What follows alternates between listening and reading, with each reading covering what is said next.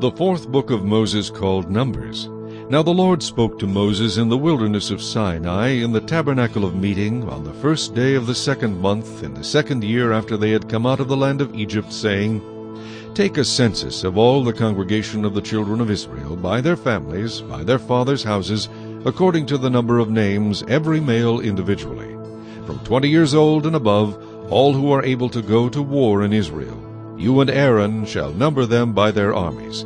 And with you there shall be a man from every tribe, each one the head of his father's house. These are the names of the men who shall stand with you. From Reuben, Elizur the son of Shedeur. From Simeon, Shelumiel the son of Zurishaddai. From Judah, Nahshon the son of Amminadab. From Issachar, Nathanael the son of Zuar. From Zebulun, Eliab the son of Helon. From the sons of Joseph, from Ephraim, Elishama the son of Ammihud. From Manasseh, Gamaliel the son of Pedazur. From Benjamin, Abidan the son of Gideoni. From Dan, Ahiezar the son of Ammishaddai. From Asher, Pagiel the son of Okran. From Gad, Eliasaph the son of Deuel. From Naphtali, Ahira the son of Enan. These were chosen from the congregation, leaders of their fathers' tribes, heads of the divisions in Israel. Then Moses and Aaron took these men who had been mentioned by name, and they assembled all the congregation together on the first day of the 2nd month. And they recited their ancestry by families, by their fathers' houses, according to the number of names, from 20 years old and above, each one individually. As the Lord commanded Moses, so he numbered them in the wilderness of Sinai. Now the children of Reuben, Israel's oldest son, their genealogies by their families, by their father's house, according to the number of names, every male individually from 20 years old and above, all who were able to go to war. Those who were numbered of the tribe of Reuben were 46,500. From the children of Simeon, their genealogies by their families, by their father's house, of those who were numbered, according to the number of names, every male individually from 20 years old and above, all who were able to go to war. Those who were numbered of the tribe of Simeon were 59,300. From the children of Gad, their genealogies by their families, by their father's house, according to the number of names, from 20 years old and above, all who were able to go to war. Those who were numbered of the tribe of Gad were 45,650. From the children of Judah, their genealogies by their families, by their father's house, according to the number of names, from 20 years old and above, all who were able to go to war. Those who were numbered of the tribe of Judah were 74,600. From the children of Issachar, their genealogies by their families, by their father's house, according to the number of names, from 20 years old and above, all who were able to go to war. Those who were numbered of the tribe of Issachar were 54,400. From the children of Zebulun, their genealogies by their families, by their father's house, according to the number of names, from 20 years old and above, all who were able to go to war. Those who were numbered of the tribe of Zebulun were 57,400. From the sons of Joseph, the children of Ephraim, their genealogies by their families, by their father's house, according to the number of names, from 20 years old and above, all who were able to go to war. Those who were numbered of the tribe of Ephraim were 40,500. From the children of Manasseh, their genealogies by their families, by their father's house, according to the number of names, from 20 years old and above, all who were able to go to war. Those who were numbered of the tribe of Manasseh were 32,200. From the children of Benjamin, their genealogies by their families, by their father's house, according to the number of names, from 20 years old and above, all who were able to go to war.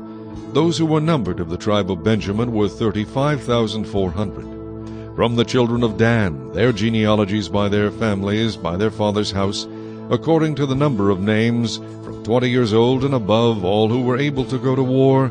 Those who were numbered of the tribe of Dan were 62,700. From the children of Asher, their genealogies by their families, by their father's house, according to the number of names, from 20 years old and above, all who were able to go to war. Those who were numbered of the tribe of Asher were 41,500. From the children of Naphtali, their genealogies by their families, by their father's house, according to the number of names, from 20 years old and above, all who were able to go to war. Those who were numbered of the tribe of Naphtali were 53,400. These are the ones who were numbered, whom Moses and Aaron numbered, with the leaders of Israel, 12 men, each one representing his father's house. So all who were numbered of the children of Israel by their fathers' houses, from 20 years old and above, all who were able to go to war in Israel, all who were numbered were 603,550. But the Levites were not numbered among them by their fathers' tribe, for the Lord had spoken to Moses, saying, Only the tribe of Levi you shall not number, nor take a census of them among the children of Israel. But you shall appoint the Levites over the tabernacle of the testimony, over all its furnishings, and over all things that belong to it. They shall carry the tabernacle and all its furnishings. They shall attend to it and camp around the tabernacle. And when the tabernacle is to go forward, the Levites shall take it down. And when the tabernacle is to be set up, the Levites shall set it up. The outsider who comes near shall be put to death. The children of Israel shall pitch their tents, every one by his own camp, every one by his own standard, according to their armies. But the Levites shall camp around the tabernacle of the testimony, that there may be no wrath on the congregation of the children of Israel, and the Levites shall keep charge of the tabernacle of the testimony. Thus the children of Israel did according to all that the Lord commanded Moses, so they did. Chapter 2. And the Lord spoke to Moses and Aaron, saying, Every one of the children of Israel shall camp by his own standard, beside the emblems of his father's house. They shall camp some distance from the tabernacle of meeting. On the east side, toward the rising of the sun, those of the standard of the forces with Judah shall camp according to their armies, and Nahshon the son of Amminadab shall be the leader of the children of Judah. And his army was numbered at 74,600. Those who camp next to him shall be the tribe of Issachar, and Nathanael the son of Zuar shall be the leader of the children of Issachar. And his army was numbered at 54,400. Then comes the tribe of Zebulun, and Eliab the son of Helon shall be the leader of the children of Zebulun. And his army was numbered at 57,400. All who were numbered according to their armies of the forces with Judah, 186,400, these shall break camp first. On the south side shall be the standard of the forces with Reuben according to their armies, and the leader of the children of Reuben shall be Elizur the son of Shedeur. And his army was numbered at 46,500. Those who camp next to him shall be the tribe of Simeon, and the leader of the children of Simeon shall be Shelumiel the son of Zurishaddai. And his army was numbered at 59,300. Then comes the tribe of Gad, and the leader of the children of Gad shall be Eliasaph the son of Reuel, and his army was numbered at 45,650. All who were numbered according to their armies of the forces with Reuben, 151,450, they shall be the second to break camp. And the tabernacle of meeting shall move out with the camp of the Levites in the middle of the camps. As they camp, so shall they move out, every one in his place by their standards. On the west side shall be the standard of the forces with Ephraim, according to their armies, and the leader of the children of Ephraim shall be Elishama the son of Ammihud. And his army was numbered at 40,500. Next to him comes the tribe of Manasseh, and the leader of the children of Manasseh shall be Gamaliel the son of Pedahzur. And his army was numbered at 32,200. Then comes the tribe of Benjamin, and the leader of the children of Benjamin shall be Abidan the son of Gideoni, and his army was numbered at 35,400. All who were numbered according to their armies of the forces with Ephraim, 108,100. They shall be the third to break camp. The standard of the forces with Dan shall be on the north side according to their armies, and the leader of the children of Dan shall be Ahiezer the son of Ammishaddai, and his army was numbered at 62,700. Those who camp next to him shall be the tribe of Asher, and the leader of the children of Asher shall be Pagiel the son of Okran, and his army was numbered at 41,500. Then comes the tribe of Naphtali. The leader of the children of Naphtali shall be Ahira the son of Enan, and his army was numbered at 53,400. All who were numbered of the forces with Dan, 157,600, they shall break camp last with their standards. These are the ones who were numbered of the children of Israel by their fathers' houses. All who were numbered according to their armies of the forces were 603,550. But the Levites were not numbered among the children of Israel, just as the Lord commanded Moses. Thus the children of Israel did according to all that the Lord commanded Moses. So they camped by their standards, and so they broke camp, each one by his family according to their fathers' houses. Chapter 3. Now these are the records of Aaron and Moses when the Lord spoke with Moses on Mount Sinai. And these are the names of the sons of Aaron: Nadab, the firstborn, and Abihu, Eleazar, and Ithamar. These are the names of the sons of Aaron, the anointed priests, whom he consecrated to minister as priests. Nadab and Abihu had died before the Lord when they offered profane fire before the Lord in the wilderness of Sinai, and they had no children. So Eleazar and Ithamar ministered as priests in the presence of Aaron their father. And the Lord spoke to Moses, saying, Bring the tribe of Levi near, and present them before Aaron the priest, that they may serve him. And they shall attend to his needs and the needs of the whole congregation before the tabernacle of meeting, to do the work of the tabernacle. Also they shall attend to all the furnishings of the tabernacle of meeting, and to the needs of the children of Israel, to do the work of the tabernacle.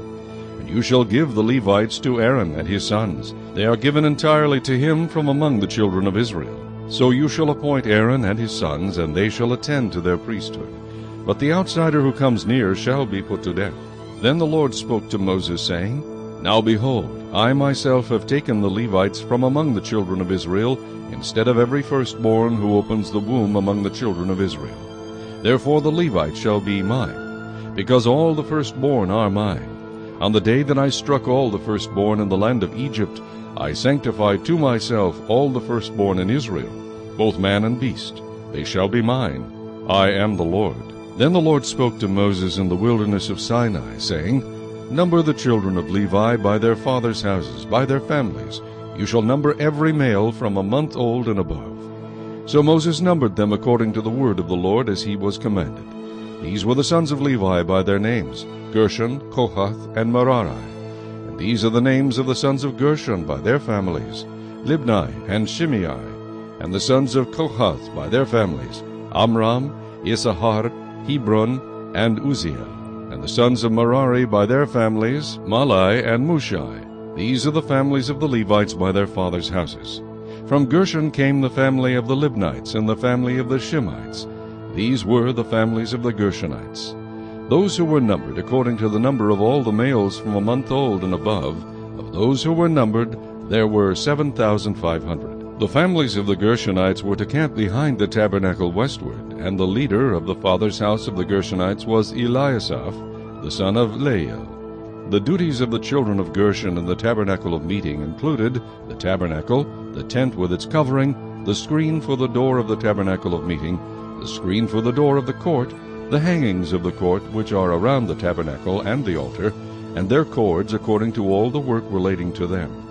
From Kohath came the family of the Amramites, the family of the Issacharites, the family of the Hebronites, and the family of the Uzzielites. These were the families of the Kohathites. According to the number of all the males from a month old and above, there were 8,600 keeping charge of the sanctuary.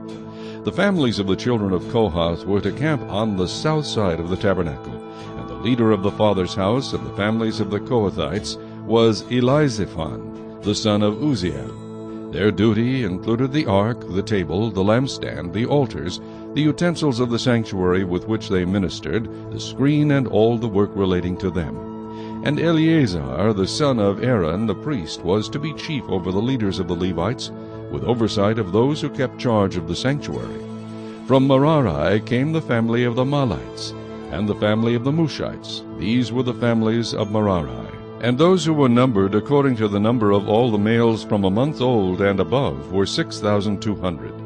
The leader of the father's house of the families of Merari was Zuriel the son of Abihail. These were to camp on the north side of the tabernacle. And the appointed duty of the children of Merari included the boards of the tabernacle, its bars, its pillars, its sockets, its utensils, all the work relating to them.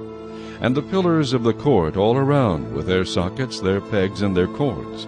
Moreover, those who were to camp before the tabernacle on the east, before the tabernacle of meeting, were Moses, Aaron, and his sons, keeping charge of the sanctuary to meet the needs of the children of Israel. But the outsider who came near was to be put to death. All who were numbered of the Levites, whom Moses and Aaron numbered at the commandment of the Lord, by their families, All the males from a month old and above were 22,000. Then the Lord said to Moses, Number all the firstborn males of the children of Israel from a month old and above, and take the number of their names.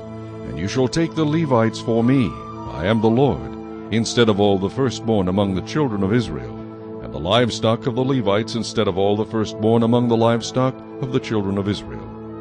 So Moses numbered all the firstborn among the children of Israel, as the Lord commanded him. And all the firstborn males according to the number of names from a month old and above, of those who were numbered of them, were 22,273.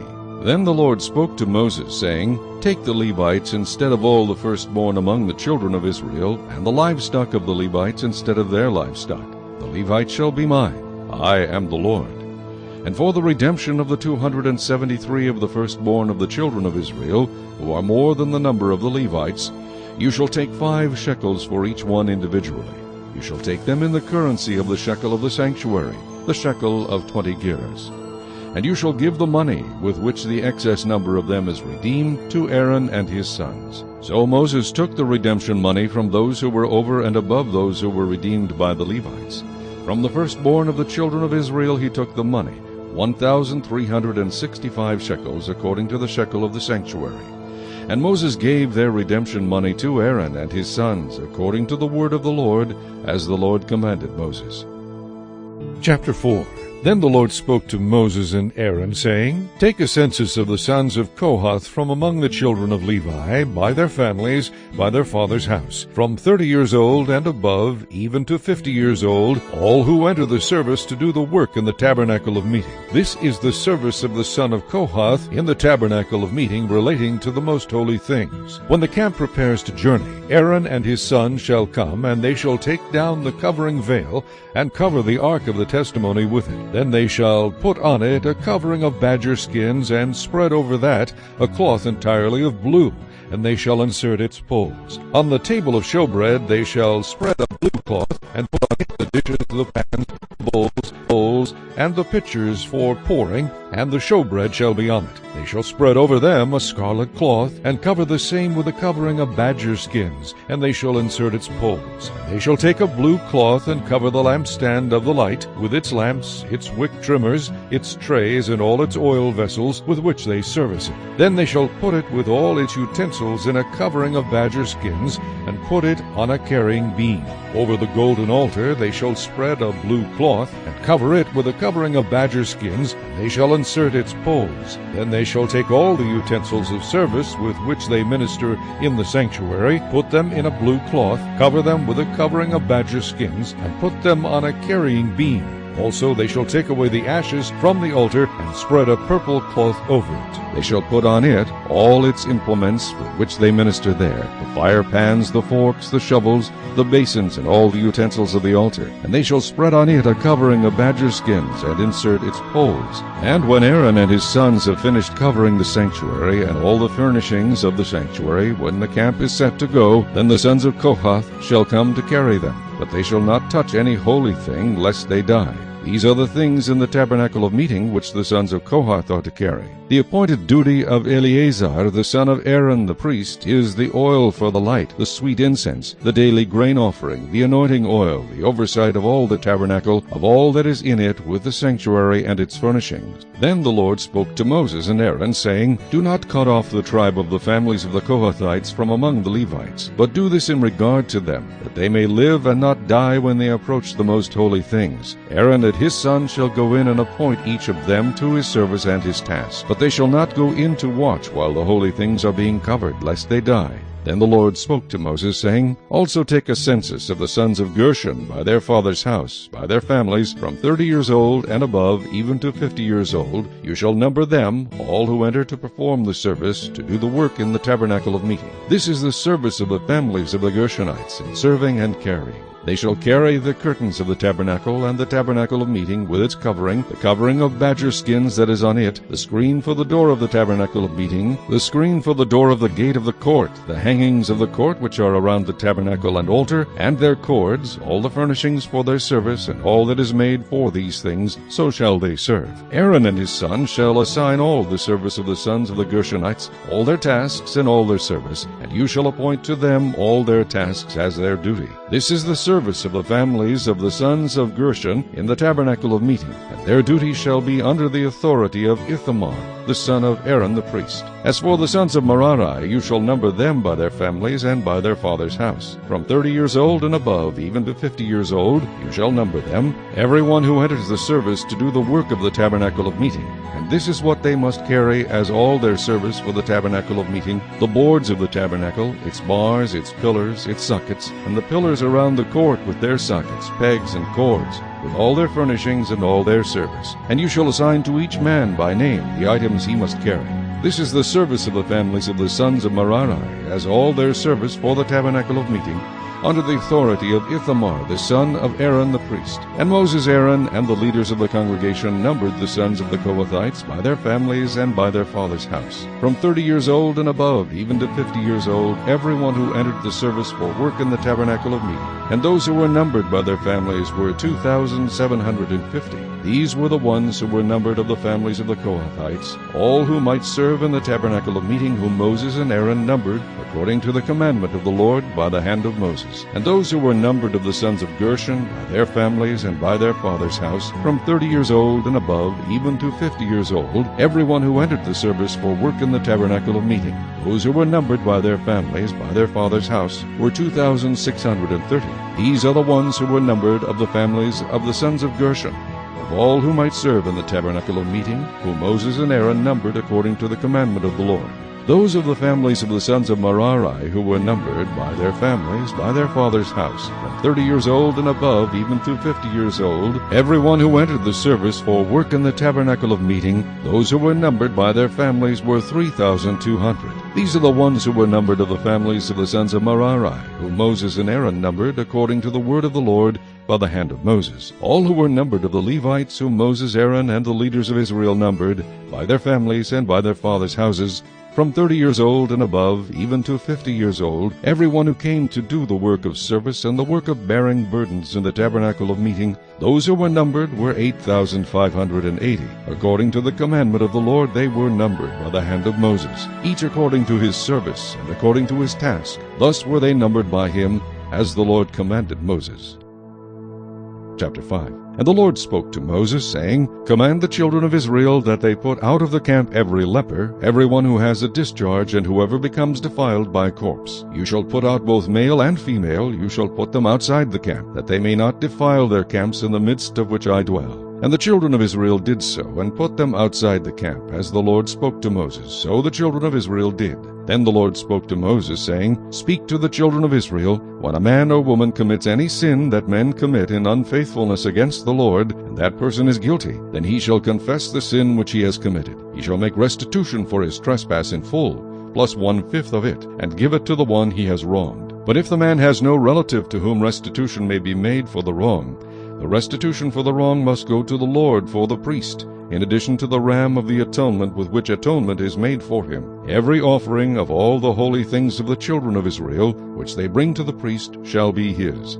And every man's holy thing shall be his. Whatever any man gives the priest shall be his. And the Lord spoke to Moses, saying, Speak to the children of Israel, and say to them, If any man's wife goes astray and behaves unfaithfully toward him, and a man lies with her carnally, and it is hidden from the eyes of her husband, and it is concealed that she has defiled herself, and there was no witness against her, nor was she caught. If the spirit of jealousy comes upon him, and he becomes jealous of his wife, who has defiled herself, or if the spirit of jealousy comes upon him, and he becomes jealous of his wife, although she has not defiled herself, then the man shall bring his wife to the priest. He shall bring the offering required for her, 1/10 of an ephah of barley meal. He shall pour no oil on it, and put no frankincense on it, because it is a grain offering of jealousy, an offering for remembering, for bringing iniquity to remembrance. And the priest shall bring her near, and set her before the Lord. The priest shall take holy water in an earthen vessel, and take some of the dust that is on the floor of the tabernacle, and put it into the water. Then the priest shall stand the woman before the Lord, uncover the woman's head, and put the offering for remembering in her hands, which is the grain offering of jealousy. And the priest shall have in his hand the bitter water that brings a curse. And the priest shall put her under oath, and say to the woman, If no man has lain with you, and if you have not gone astray to uncleanness while under your husband's authority, be free from this bitter water that brings a curse. But if you have gone astray while under your husband's authority, and if you have defiled yourself, and some man other than your husband has lain with you, then the priest shall put the woman under the oath of the curse, and he shall say to the woman, The Lord make you a curse and an oath among your people, when the Lord makes your thigh rot and your belly swell, and may this water that causes the curse go into your stomach, and make your belly swell and your thigh rot. Then the woman shall say, Amen, so be it. Then the priest shall write these curses in a book, and he shall scrape them off into the bitter water. And he shall make the woman drink the bitter water that brings a curse, and the water that brings the curse shall enter her to become bitter. Then the priest shall take the grain offering of jealousy from the woman's hand, shall wave the offering before the Lord, and bring it to the altar. And the priest shall take a handful of the offering, as its memorial portion, burn it on the altar, and afterward make the woman drink the water. When he has made her drink the water, then it shall be, if she has defiled herself and behaved unfaithfully toward her husband, that the water that brings a curse will enter her and become bitter, and her belly will swell, her thigh will rot, and the woman will become a curse among her people. But if the woman has not defiled herself and is clean, then she shall be free and may conceive children. This is the law of jealousy, when a wife, while under her husband's authority, goes astray and defiles herself. Or when the spirit of jealousy comes upon a man, and he becomes jealous of his wife, then he shall stand the woman before the Lord, and the priest shall execute all this law upon her. Then the man shall be free from iniquity, but that woman shall bear her guilt. Chapter 6. Then the Lord spoke to Moses, saying, Speak to the children of Israel, and say to them, When either a man or a woman consecrates an offering to take the vow of a Nazirite, to separate himself to the Lord, he shall separate himself from wine and similar drink. He shall drink neither vinegar made from wine, nor vinegar made from similar drink. Neither shall he drink any grape juice, nor eat fresh grapes or raisins. All the days of his separation he shall eat nothing that is produced by the grapevine, from seed to skin. All the days of the vow of his separation no razor shall come upon his head. Until the days are fulfilled for which he separated himself to the Lord, he shall be holy. Then he shall let the locks of the hair of his head grow. All the days that he separates himself to the Lord he shall not go near a dead body. He shall not make himself unclean, even for his father or his mother, for his brother or his sister, when they die, because his separation to God is on his head. All the days of his separation he shall be holy to the Lord. And if anyone dies very suddenly beside him, and he defiles his consecrated head, then he shall shave his head on the day of his cleansing. On the 7th day he shall shave it. Then on the 8th day he shall bring 2 turtle doves or 2 young pigeons to the priest, to the door of the tabernacle of meeting. And the priest shall offer one as a sin offering, and the other as a burnt offering, and make atonement for him, because he sinned in regard to the corpse. And he shall sanctify his head that same day. He shall consecrate to the Lord the days of his separation, and bring a male lamb in its first year as a trespass offering. But the former days shall be lost, because his separation was defiled.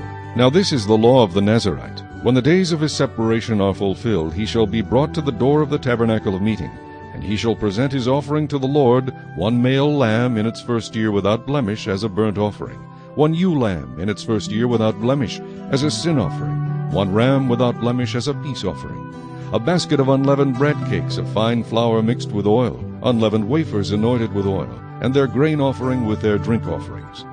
Then the priest shall bring them before the Lord, and offer his sin offering and his burnt offering, and he shall offer the ram as a sacrifice of a peace offering to the Lord, with a basket of unleavened bread. The priest shall also offer its grain offering and its drink offering. Then the Nazirite shall shave his consecrated head at the door of the tabernacle of meeting, and shall take the hair from his consecrated head, and put it on the fire which is under the sacrifice of the peace offering. And the priest shall take the boiled shoulder of the ram, 1 unleavened cake from the basket, and 1 unleavened wafer, and put them upon the hands of the Nazirite after he has shaved his consecrated hair. And the priest shall wave them as a wave offering before the Lord. They are holy for the priest, together with the breast of the wave offering and the thigh of the heave offering. After that the Nazirite may drink wine. This is the law of the Nazirite who vows to the Lord the offering for his separation, and besides that, whatever else his hand is able to provide according to the vow which he takes, so he must do according to the law of his separation.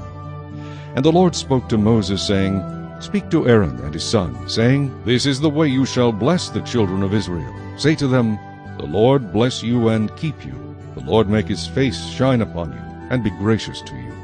The Lord lift up his countenance upon you, and give you peace. So they shall put my name on the children of Israel, and I will bless them. Chapter 7. Now it came to pass, when Moses had finished setting up the tabernacle, that he anointed it, and consecrated it, and all its furnishings, and the altar and all its utensils. So he anointed them and consecrated them. Then the leaders of Israel, the heads of their fathers' houses, who were the leaders of the tribes, and over those who were numbered, made an offering. And they brought their offering before the Lord, 6 covered carts and 12 oxen, a cart for every 2 of the leaders, and for each one an ox, and they presented them before the tabernacle. Then the Lord spoke to Moses, saying, Accept these from them, that they may be used in doing the work of the tabernacle of meeting, and you shall give them to the Levites, to every man according to his service. So Moses took the carts and the oxen, and gave them to the Levites. 2 carts and 4 oxen he gave to the sons of Gershon according to their service.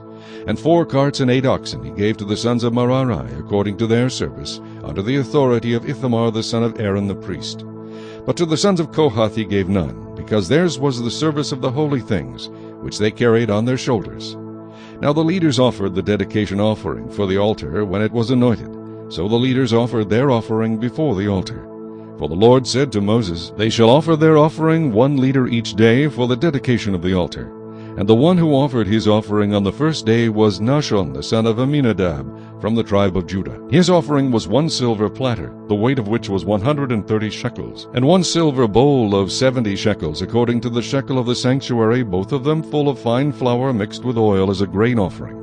1 gold pan of 10 shekels full of incense, 1 young bull, 1 ram, and 1 male lamb in its first year as a burnt offering, 1 kid of the goats as a sin offering, and for the sacrifice of peace offerings, 2 oxen, 5 rams, 5 male goats, and 5 male lambs in their first year. This was the offering of Nahshon the son of Amminadab. On the second day Nethanel the son of Zuar, leader of Issachar, presented an offering. For his offering he offered 1 silver platter, the weight of which was 130 shekels, and 1 silver bowl of 70 shekels, according to the shekel of the sanctuary, both of them full of fine flour mixed with oil as a grain offering. 1 gold pan of 10 shekels full of incense, 1 young bull, 1 ram, and 1 male lamb in its first year as a burnt offering, 1 kid of the goats as a sin offering, and as the sacrifice of peace offerings, 2 oxen, 5 rams, 5 male goats, and 5 male lambs in their first year. This was the offering of Nethanel the son of Zuar. On the third day Eliab the son of Helon, leader of the children of Zebulun, presented an offering. His offering was 1 silver platter, the weight of which was 130 shekels, and 1 silver bowl of 70 shekels, according to the shekel of the sanctuary, both of them full of fine flour mixed with oil as a grain offering. 1 gold pan of 10 shekels full of incense, 1 young bull, 1 ram, and 1 male lamb in its first year as a burnt offering, 1 kid of the goats as a sin offering, and for the sacrifice of peace offerings, 2 oxen, 5 rams, 5 male goats, and 5 male lambs in their first year. This was the offering of Eliab the son of Helon. On the 4th day Elizur the son of Shedeur, leader of the children of Reuben, presented an offering. His offering was 1 silver platter, the weight of which was 130 shekels, and 1 silver bowl of 70 shekels, according to the shekel of the sanctuary, both of them full of fine flour mixed with oil as a grain offering. 1 gold pan of 10 shekels full of incense, 1 young bull, 1 ram, and 1 male lamb in its first year as a burnt offering, 1 kid of the goats as a sin offering, and as the sacrifice of peace offerings, 2 oxen, 5 rams, 5 male goats, and 5 male lambs in their first year. This was the offering of Elizur the son of Shedeur. On the 5th day Shelumiel the son of Zurishaddai, leader of the children of Simeon, presented an offering. His offering was 1 silver platter, the weight of which was 130 shekels, and 1 silver bowl of 70 shekels, according to the shekel of the sanctuary, both of them full of fine flour mixed with oil as a grain offering. 1 gold pan of 10 shekels full of incense, 1 young bull, 1 ram, and 1 male lamb in its first year as a burnt offering, 1 kid of the goats as a sin offering, And as the sacrifice of peace offerings, 2 oxen, 5 rams, 5 male goats, and 5 male lambs in their first year. This was the offering of Shelumiel, the son of Zurishaddai. On the 6th day, Eliasaph, the son of Deuel, leader of the children of Gad, presented an offering. His offering was 1 silver platter, the weight of which was 130 shekels, and 1 silver bowl of 70 shekels, according to the shekel of the sanctuary, both of them full of fine flour mixed with oil as a grain offering. 1 gold pan of 10 shekels, full of incense, 1 young bull, 1 ram, and 1 male lamb in its first year as a burnt offering, 1 kid of the goats as a sin offering. And as the sacrifice of peace offerings, 2 oxen, 5 rams, 5 male goats, and 5 male lambs in their first year. This was the offering of Eliasaph, the son of Deuel. On the 7th day, Elishama, the son of Ammihud, leader of the children of Ephraim, presented an offering. His offering was 1 silver platter, the weight of which was 130 shekels, and 1 silver bowl of 70 shekels, according to the shekel of the sanctuary, both of them full of fine flour mixed with oil as a grain offering. 1 gold pan of 10 shekels, full of incense, 1 young bull, 1 ram, and 1 male lamb in its first year as a burnt offering, 1 kid of the goats as a sin offering. And as the sacrifice of peace offerings, 2 oxen, 5 rams, 5 male goats, and 5 male lambs in their first year. This was the offering of Elishama, the son of Ammihud. On the 8th day, Gamaliel, the son of Pedahzur, leader of the children of Manasseh, presented an offering. His offering was 1 silver platter, the weight of which was 130 shekels, and 1 silver bowl of 70 shekels, according to the shekel of the sanctuary, both of them full of fine flour mixed with oil as a grain offering. 1 gold pan of 10 shekels, full of incense, 1 young bull, 1 ram, and 1 male lamb in its first year as a burnt offering, 1 kid of the goats as a sin offering. And as the sacrifice of peace offerings, 2 oxen, 5 rams, 5 male goats, and 5 male lambs in their first year. This was the offering of Gamaliel, the son of Pedahzur. On the 9th day, Abidan, the son of Gideoni, leader of the children of Benjamin, presented an offering. His offering was 1 silver platter, the weight of which was 130 shekels, and 1 silver bowl of 70 shekels, according to the shekel of the sanctuary, both of them full of fine flour mixed with oil as a grain offering. 1 gold pan of 10 shekels, full of incense, 1 young bull, 1 ram, and 1 male lamb in its first year as a burnt offering, 1 kid of the goats as a sin offering. And as the sacrifice of peace offerings, 2 oxen, 5 rams, 5 male goats, and 5 male lambs in their first year. This was the offering of Abidan, the son of Gideoni. On the 10th day, Ahiezer, the son of Ammishaddai, leader of the children of Dan, presented an offering. His offering was 1 silver platter, the weight of which was 130 shekels, and 1 silver bowl of 70 shekels, according to the shekel of the sanctuary, both of them full of fine flour mixed with oil as a grain offering, 1 gold pan of 10 shekels, full of incense, 1 young bull, 1 ram, and 1 male lamb in its first year as a burnt offering, 1 kid of the goats as a sin offering. And as the sacrifice of peace offerings, 2 oxen, 5 rams, 5 male goats, and 5 male lambs in their first year. This was the offering of Ahiezer, the son of Ammishaddai. On the 11th day, Pagiel, the son of Okran, leader of the children of Asher, presented an offering. His offering was 1 silver platter, the weight of which was 130 shekels, and 1 silver bowl of 70 shekels, according to the shekel of the sanctuary, both of them full of fine flour mixed with oil as a grain offering. 1 gold pan of 10 shekels, full of incense, 1 young bull, 1 ram, and 1 male lamb in its first year as a burnt offering, 1 kid of the goats as a sin offering. And as the sacrifice of peace offerings, 2 oxen, 5 rams, 5 male goats, and 5 male lambs in their first year.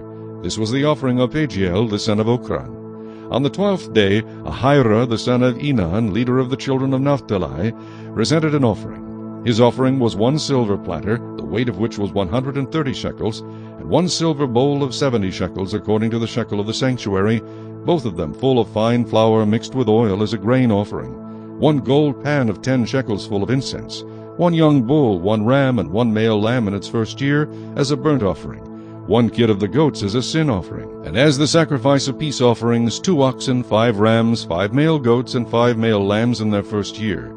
This was the offering of Ahira, the son of Enan. This was the dedication offering for the altar from the leaders of Israel when it was anointed, 12 silver platters, 12 silver bowls, and 12 gold pans. Each silver platter weighed 130 shekels, and each bowl 70 shekels.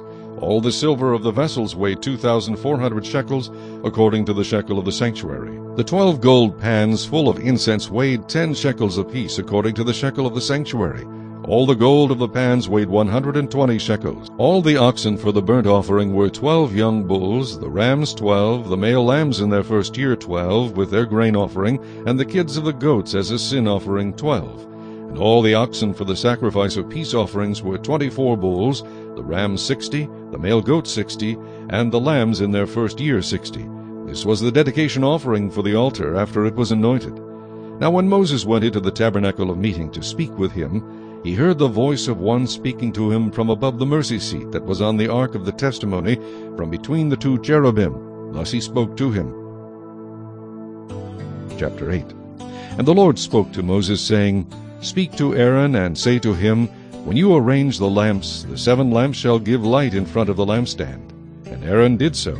He arranged the lamps to face toward the front of the lampstand, as the Lord commanded Moses. Now this workmanship of the lampstand was hammered gold. From its shaft to its flowers it was hammered work. According to the pattern which the Lord had shown Moses, so he made the lampstand.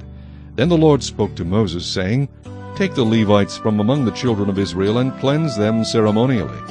Thus you shall do to them to cleanse them. Sprinkle water of purification on them, and let them shave all their body, and let them wash their clothes, and so make themselves clean. Then let them take a young bull with its grain offering of fine flour mixed with oil, and you shall take another young bull as a sin offering. And you shall bring the Levites before the tabernacle of meeting, and you shall gather together the whole congregation of the children of Israel. So you shall bring the Levites before the Lord, and the children of Israel shall lay their hands on the Levites. And Aaron shall offer the Levites before the Lord like a wave offering from the children of Israel, that they may perform the work of the Lord. Then the Levites shall lay their hands on the heads of the young bulls, and you shall offer one as a sin offering, and the other as a burnt offering to the Lord, to make atonement for the Levites. And you shall stand the Levites before Aaron and his sons, and then offer them like a wave offering to the Lord. Thus you shall separate the Levites from among the children of Israel, and the Levites shall be mine. After that the Levites shall go in to service the tabernacle of meeting. So you shall cleanse them and offer them like a wave offering. For they are wholly given to me from among the children of Israel. I have taken them for myself instead of all who open the womb, the firstborn of all the children of Israel. For all the firstborn among the children of Israel are mine, both man and beast. On the day that I struck all the firstborn in the land of Egypt, I sanctified them to myself. I have taken the Levites instead of all the firstborn of the children of Israel.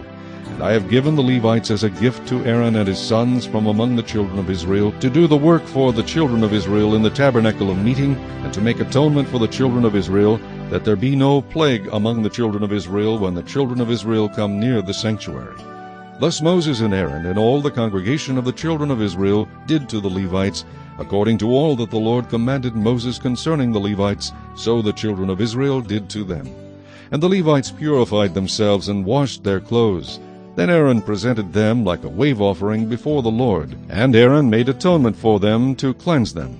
After that the Levites went in to do their work in the tabernacle of meeting before Aaron and his sons. As the Lord commanded Moses concerning the Levites, so they did to them. Then the Lord spoke to Moses, saying, This is what pertains to the Levites. From 25 years old and above, one may enter to perform service in the work of the tabernacle of meeting. And at the age of 50 years they must cease performing this work, and shall work no more. They may minister with their brethren in the tabernacle of meeting to attend to needs, but they themselves shall do no work. Thus you shall do to the Levites regarding their duties. Chapter 9. Now the Lord spoke to Moses in the wilderness of Sinai in the first month of the 2nd year after they had come out of the land of Egypt, saying, Let the children of Israel keep the Passover at its appointed time. On the 14th day of this month at twilight you shall keep it at its appointed time. According to all its rites and ceremonies you shall keep it. So Moses told the children of Israel that they should keep the Passover.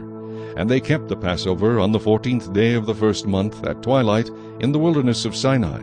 According to all that the Lord commanded Moses, so the children of Israel did. Now there were certain men who were defiled by human corpse, so that they could not keep the Passover on that day. And they came before Moses and Aaron that day. And those men said to him, We became defiled by a human corpse. Why are we kept from presenting the offering of the Lord at its appointed time among the children of Israel? And Moses said to them, Stand still, that I may hear what the Lord will command concerning you. Then the Lord spoke to Moses, saying, Speak to the children of Israel, saying, If any one of you or your posterity is unclean because of a corpse, or is far away on a journey, he may still keep the Lord's Passover. On the 14th day of the 2nd month at twilight they may keep it. They shall eat it with unleavened bread and bitter herbs. They shall leave none of it until morning, nor break one of its bones. According to all the ordinances of the Passover they shall keep it. But the man who is clean, and is not on a journey, and ceases to keep the Passover, that same person shall be cut off from among his people, because he did not bring the offering of the Lord at its appointed time. That man shall bear his sin. And if a stranger dwells among you, and would keep the Lord's Passover, he must do so according to the rite of the Passover, and according to its ceremony. You shall have one ordinance, both for the stranger and the native of the land. Now on the day that the tabernacle was raised up, the cloud covered the tabernacle, the tent of the testimony. From evening until morning it was above the tabernacle like the appearance of fire. So it was always. The cloud covered it by day, and the appearance of fire by night. Whenever the cloud was taken up from above the tabernacle, after that the children of Israel would journey. And in the place where the cloud settled, there the children of Israel would pitch their tents. At the command of the Lord the children of Israel would journey, and at the command of the Lord they would camp. As long as the cloud stayed above the tabernacle, they remained encamped. Even when the cloud continued long, many days above the tabernacle, the children of Israel kept the charge of the Lord and did not journey. So it was, when the cloud was above the tabernacle a few days, according to the command of the Lord, they would remain encamped, and according to the command of the Lord they would journey. So it was, when the cloud remained only from evening until morning, when the cloud was taken up in the morning, then they would journey. Whether by day or by night, whenever the cloud was taken up, they would journey. Whether it was 2 days, a month, or a year that the cloud remained above the tabernacle, the children of Israel would remain encamped and not journey. But when it was taken up, they would journey. At the command of the Lord they remained encamped, and at the command of the Lord they journeyed. They kept the charge of the Lord at the command of the Lord by the hand of Moses. Chapter 10. And the Lord spoke to Moses, saying, Make 2 silver trumpets for yourself. You shall make them of hammered work. You shall use them for calling the congregation and for directing the movement of the camps. When they blow both of them, all the congregation shall gather before you at the door of the tabernacle of meeting. But if they blow only one, then the leaders, the heads of the divisions of Israel, shall gather to you. When you sound the advance, the camps that lie on the east side shall then begin their journey. When you sound the advance the second time, then the camps that lie on the south side shall begin their journey. They shall sound the call for them to begin their journeys. And when the assembly is to be gathered together, you shall blow, but not sound the advance. The sons of Aaron the priest shall blow the trumpets, and these shall be to you as an ordinance forever throughout your generations. When you go to war in your land against the enemy who oppresses you, then you shall sound an alarm with the trumpets. And you will be remembered before the Lord your God, and you will be saved from your enemies. Also in the day of your gladness, in your appointed feasts, and at the beginning of your months, you shall blow the trumpets over your burnt offerings and over the sacrifices of your peace offerings, and they shall be a memorial for you before your God. I am the Lord your God. Now it came to pass on the 20th day of the 2nd month in the 2nd year that the cloud was taken up from above the tabernacle of the testimony. And the children of Israel set out from the wilderness of Sinai on their journeys. Then the cloud settled down in the wilderness of Paran. So they started out for the first time, according to the command of the Lord by the hand of Moses. The standard of the camp of the children of Judah set out first according to their armies. Over their army was Nahshon, the son of Amminadab. Over the army of the tribe of the children of Issachar was Nethanel, the son of Zuar. And over the army of the tribe of the children of Zebulun was Eliab the son of Helon. Then the tabernacle was taken down, and the sons of Gershon and the sons of Merari set out, carrying the tabernacle. And the standard of the camp of Reuben set out according to their armies. Over their army was Elizur the son of Shedeur. Over the army of the tribe of the children of Simeon was Shelumiel the son of Zerushadai. And over the army of the tribe of the children of Gad was Eliasaph the son of Deuel. Then the Kohathites set out, carrying the holy things. The tabernacle would be prepared for their arrival. And the standard of the camp of the children of Ephraim set out according to their armies. Over their army was Elishama the son of Ammihud. Over the army of the tribe of the children of Manasseh was Gamaliel, the son of Pedahzur. And over the army of the tribe of the children of Benjamin was Abidan, the son of Gideoni. Then the standard of the camp of the children of Dan, the rear guard of all the camps, set out according to their armies. Over their army was Ahiezer, the son of Ammishaddai. Over the army of the tribe of the children of Asher was Pagiel, the son of Ochran. And over the army of the tribe of the children of Naphtali was Ahira, the son of Enan. Thus was the order of march of the children of Israel according to their armies when they began their journey. Now Moses said to Hobab, the son of Reuel, the Midianite, Moses' father-in-law, We are setting out for the place of which the Lord said, I will give it to you. Come with us, and we will treat you well, for the Lord has promised good things to Israel. And he said to him, I will not go, but I will depart to my own land and to my relatives.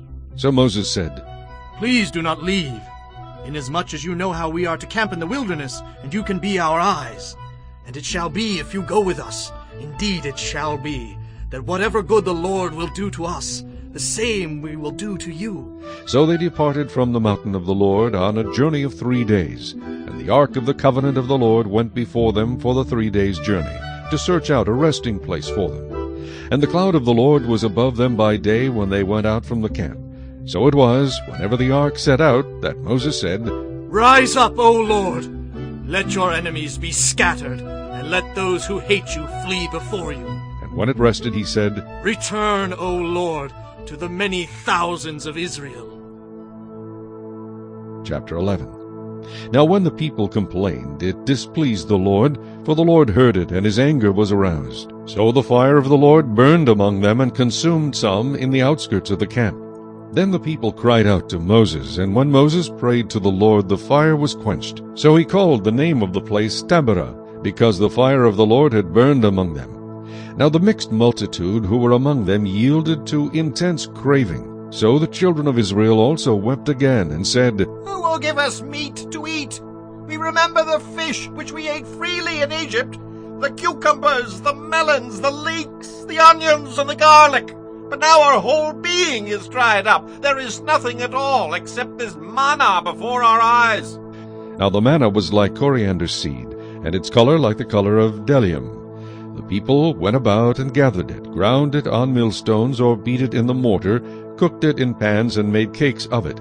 And its taste was like the taste of pastry prepared with oil. And when the dew fell on the camp in the night, the manna fell on it.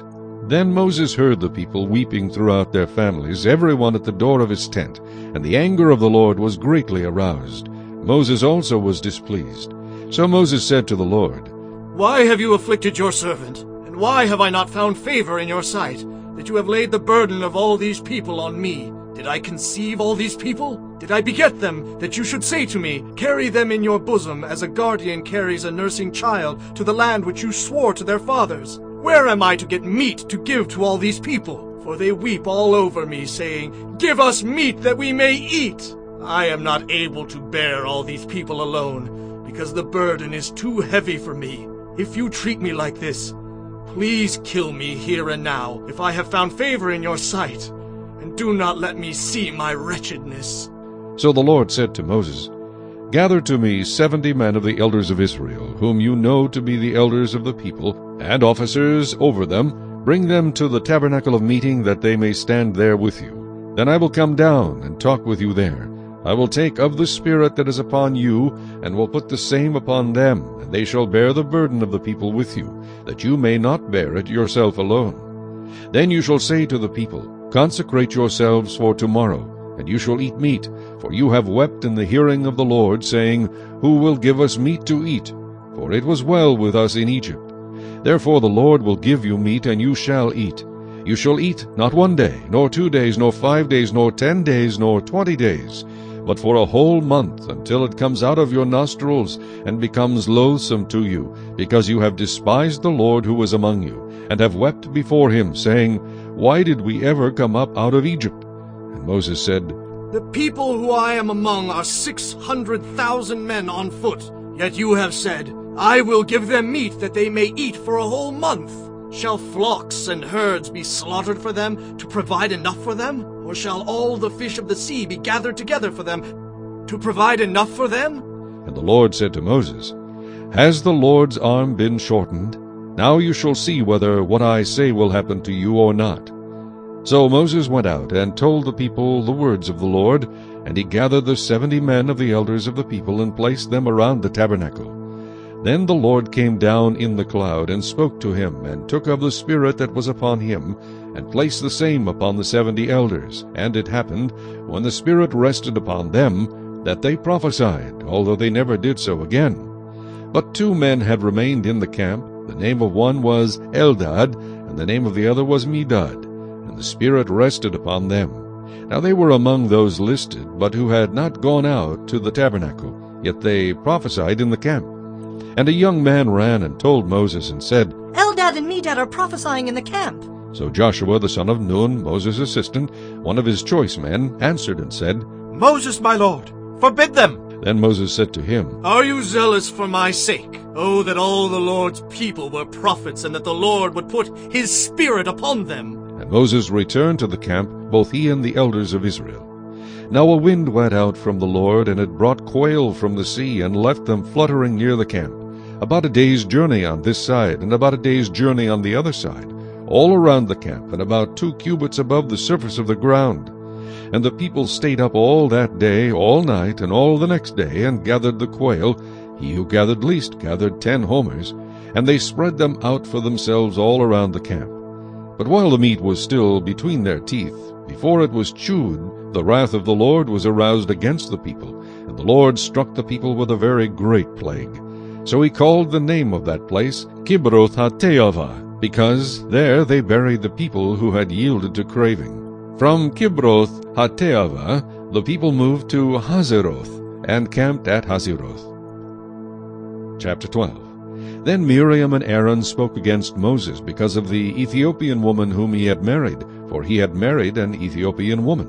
So they said, Has the Lord indeed spoken only through Moses? Has he not spoken through us also? And the Lord heard it. Now the man Moses was very humble, more than all men who were on the face of the earth. Suddenly the Lord said to Moses, Aaron, and Miriam, Come out, you 3, to the tabernacle of meeting. So the 3 came out. Then the Lord came down in the pillar of cloud, and stood in the door of the tabernacle, and called Aaron and Miriam, and they both went forward. Then he said, Hear now my words. If there is a prophet among you, I, the Lord, make myself known to him in a vision. I speak to him in a dream. Not so with my servant Moses. He is faithful in all my house. I speak with him face to face, even plainly, and not in dark sayings. And he sees the form of the Lord. Why then were you not afraid to speak against my servant Moses? So the anger of the Lord was aroused against them, and he departed. And when the cloud departed from above the tabernacle, suddenly Miriam became leprous, as white as snow. Then Aaron turned toward Miriam, and there she was, a leper. So Aaron said to Moses, O my Lord, please do not lay this sin on us, in which we have done foolishly, and in which we have sinned.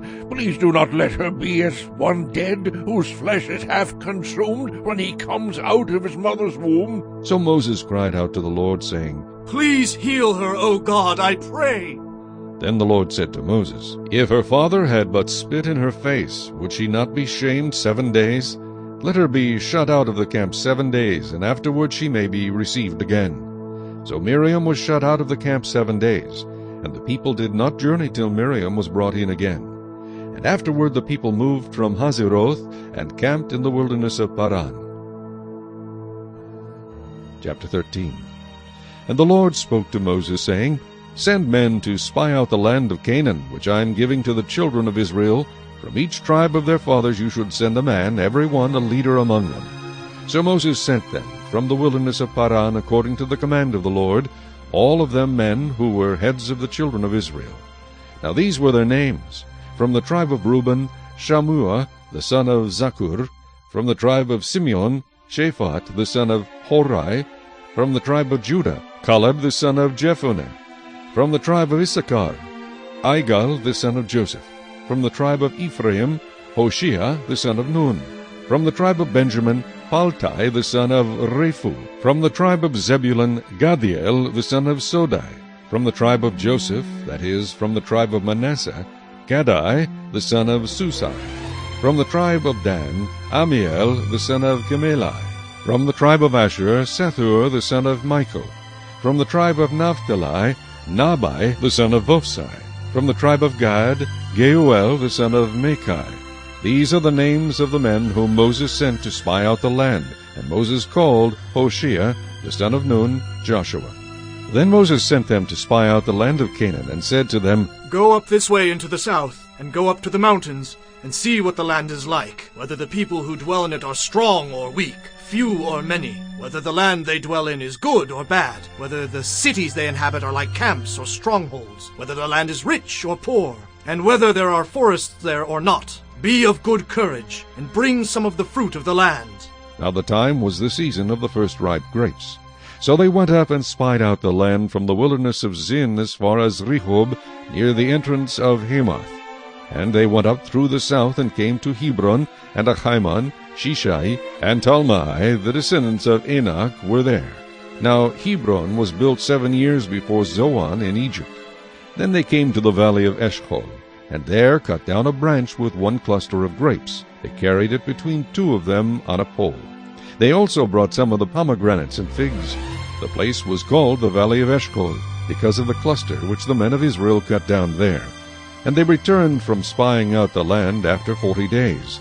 Now they departed and came back to Moses and Aaron and all the congregation of the children of Israel in the wilderness of Paran at Kadesh.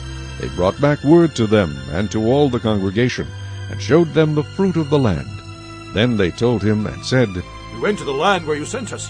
It truly flows with milk and honey, and this is its fruit. Nevertheless, the people who dwell in the land are strong. The cities are fortified and very large. Moreover, we saw the descendants of Anak there. The Amalekites dwell in the land of the south. The Hittites, the Jebusites, and the Amorites dwell in the mountains. And the Canaanites dwell by the sea and along the banks of the Jordan. Then Caleb quieted the people before Moses and said, Let us go up at once and take possession of it, for we are well able to overcome it. But the men who had gone up with him said, We are not able to go up against the people, for they are stronger than we. And they gave the children of Israel a bad report of the land which they had spied out, saying, The land through which we have gone as spies is a land that devours its inhabitants, and all the people whom we saw in it are men of great stature. There we saw the giants. The descendants of Anak came from the giants, and we were like grasshoppers in our own sight, and so we were in their sight. Chapter 14. So all the congregation lifted up their voices and cried, and the people wept that night. And all the children of Israel complained against Moses and Aaron, and the whole congregation said to them, If only we had died in the land of Egypt! Or if only we had died in this wilderness. Why has the Lord brought us to this land to fall by the sword, that our wives and children should become victims? Would it not be better for us to return to Egypt? So they said to one another, Let us select a leader and return to Egypt. Then Moses and Aaron fell on their faces before all the assembly of the congregation of the children of Israel. But Joshua the son of Nun and Caleb the son of Jephunneh, who were among those who had spied out the land, tore their clothes. And they spoke to all the congregation of the children of Israel, saying, The land we pass through to spy out is an exceedingly good land. If the Lord delights in us, then he will bring us into this land and give it to us, a land which flows with milk and honey. Only do not rebel against the Lord, nor fear the people of the land, for they are our bread. Their protection has departed from them, and the Lord is with us. Do not fear them. And all the congregation said to stone them with stones. Now the glory of the Lord appeared in the tabernacle of meeting before all the children of Israel. Then the Lord said to Moses, How long will these people reject me? And how long will they not believe me with all the signs which I have performed among them? I will strike them with a pestilence and disinherit them, and I will make of you a nation greater and mightier than they. And Moses said to the Lord, Then the Egyptians will hear it, for by your might you brought these people up from among them. And they will tell it to the inhabitants of this land. They have heard that you, Lord, are among these people, that you, Lord, are seen face to face, and your cloud stands above them, and you go before them in a pillar of cloud by day, and in a pillar of fire by night. Now, if you kill these people as one man, then the nations which have heard of your fame will speak, saying, Because the Lord was not able to bring these people to the land which he swore to give them, therefore he killed them in the wilderness. And now I pray, let the power of my Lord be great, just as you have spoken, saying, The Lord is long-suffering and abundant in mercy, forgiving iniquity and transgression. But he by no means clears the guilty, visiting the iniquity of the fathers on the children to the third and fourth generation. Pardon the iniquity of this people, I pray, according to the greatness of your mercy, just as you have forgiven this people from Egypt even until now. Then the Lord said, I have pardoned according to your word, but truly as I live, all the earth shall be filled with the glory of the Lord, because all these men who have seen my glory and the signs which I did in Egypt and in the wilderness, and have put me to the test now these 10 times, and have not heeded my voice, they certainly shall not see the land of which I swore to their fathers, nor shall any of those who rejected me see it. But my servant Caleb, because he has a different spirit in him, and has followed me fully, I will bring into the land where he went, and his descendants shall inherit it. Now the Amalekites and the Canaanites dwell in the valley. Tomorrow turn and move out into the wilderness by the way of the Red Sea.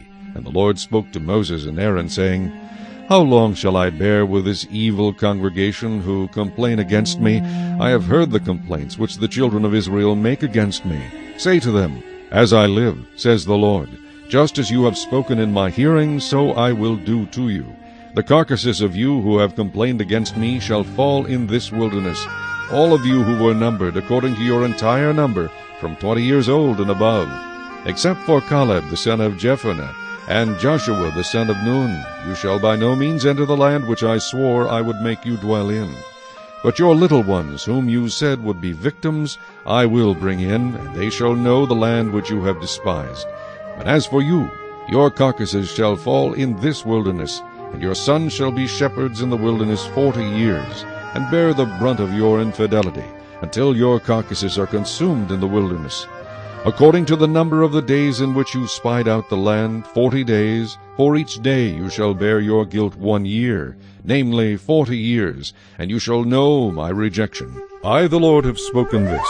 I will surely do so to all this evil congregation who are gathered together against me. In this wilderness they shall be consumed, and there they shall die.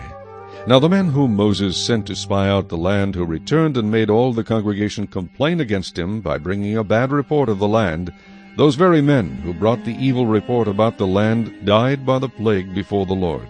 But Joshua the son of Nun and Caleb the son of Jephunneh remained alive, of the men who went to spy out the land. Then Moses told these words to all the children of Israel, and the people mourned greatly. And they rose early in the morning and went up to the top of the mountain, saying, Here we are, and we will go up to the place which the Lord has promised, for we have sinned. And Moses said, Now why do you transgress the command of the Lord? For this will not succeed. Do not go up, lest you be defeated by your enemies, for the Lord is not among you.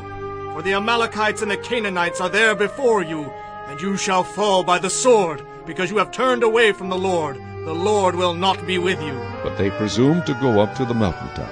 Nevertheless, neither the ark of the covenant of the Lord nor Moses departed from the camp. Then the Amalekites and the Canaanites who dwelt in that mountain came down and attacked them, and drove them back as far as Hormah. Chapter 15. And the Lord spoke to Moses, saying, Speak to the children of Israel, and say to them, When you have come into the land you are to inhabit, which I am giving to you, and you make an offering by fire to the Lord, a burnt offering or a sacrifice, to fulfill a vow, or as a freewill offering, or in your appointed feasts, to make a sweet aroma to the Lord from the herd or the flock, then he who presents his offering to the Lord shall bring a grain offering of 1/10 of an ephah of fine flour, mixed with 1/4 of a hin of oil. And 1/4 of a hin of wine as a drink offering you shall prepare with the burnt offering or the sacrifice for each lamb.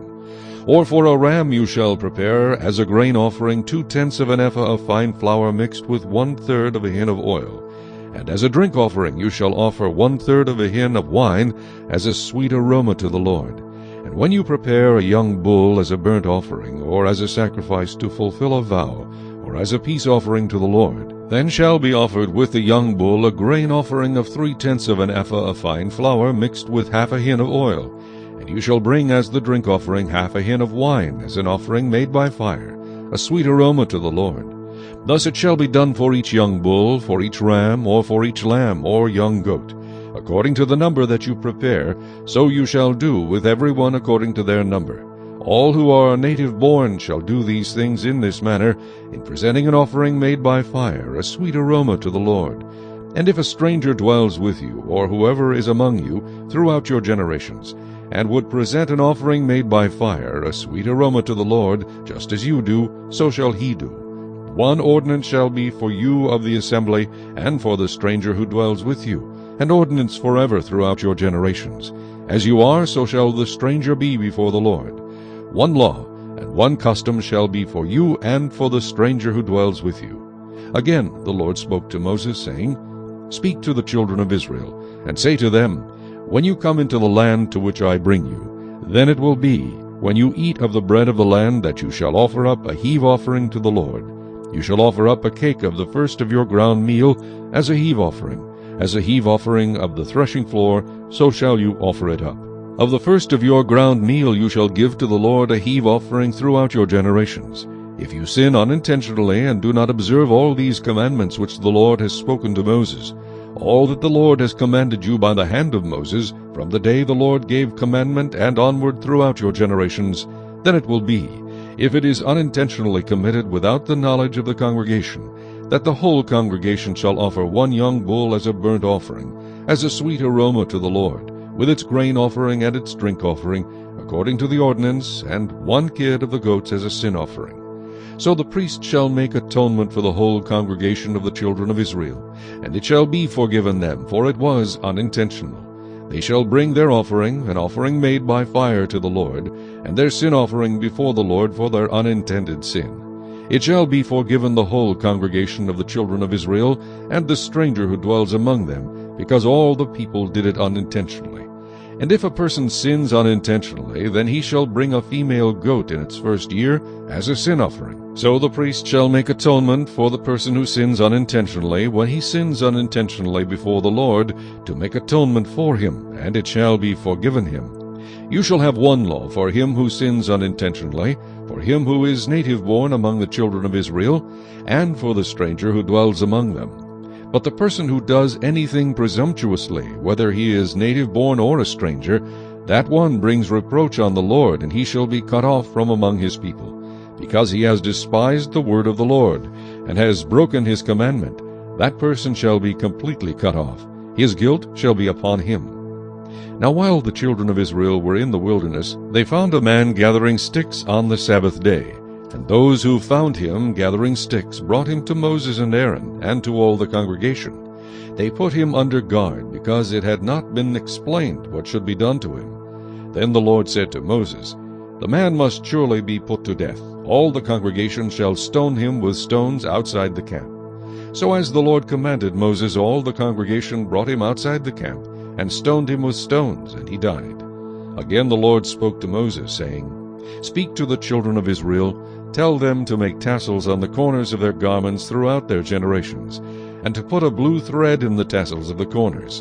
And you shall have the tassel, that you may look upon it, and remember all the commandments of the Lord, and do them, and that you may not follow the harlotry to which your own heart and your own eyes are inclined, and that you may remember and do all my commandments, and be holy for your God. I am the Lord your God, who brought you out of the land of Egypt, to be your God. I am the Lord your God.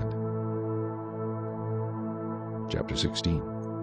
Now Korah the son of Ishar, the son of Kohath, the son of Levi, with Dathan and Abiram, the sons of Eliab, and On the son of Peleth, sons of Reuben, took men, and they rose up before Moses with some of the children of Israel, 250 leaders of the congregation, representatives of the congregation, men of renown. They gathered together against Moses and Aaron, and said to them, You take too much upon yourselves, for all the congregation is holy, every one of them, and the Lord is among them. Why then do you exalt yourselves above the assembly of the Lord?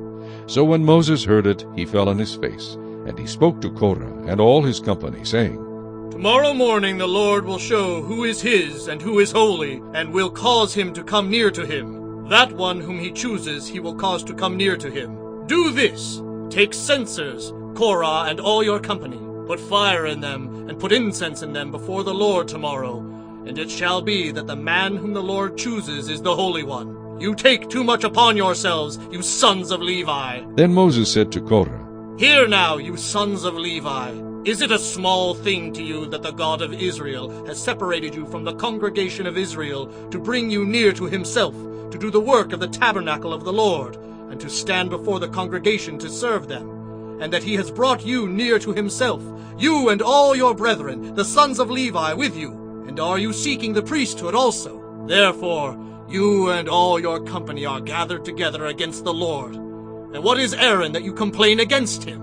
And Moses sent to call Dathan and Abiram, the sons of Eliab. But they said, We will not come up. Is it a small thing that you have brought us up out of a land flowing with milk and honey to kill us in the wilderness, that you should keep acting like a prince over us? Moreover, you have not brought us into a land flowing with milk and honey, nor given us inheritance of fields and vineyards. Will you put out the eyes of these men? We will not come up.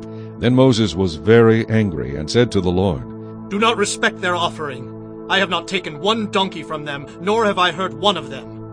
And Moses said to Korah, Tomorrow you and all your company be present before the Lord, you and they, as well as Aaron. Let each take his censer and put incense in it, and each of you bring his censer before the Lord, 250 censers, both you and Aaron, each with his censer. So every man took his censer, put fire in it, laid incense on it, and stood at the door of the tabernacle of meeting with Moses and Aaron. And Korah gathered all the congregation against them at the door of the tabernacle of meeting. Then the glory of the Lord appeared to all the congregation. And the Lord spoke to Moses and Aaron, saying, Separate yourselves from among this congregation, that I may consume them in a moment.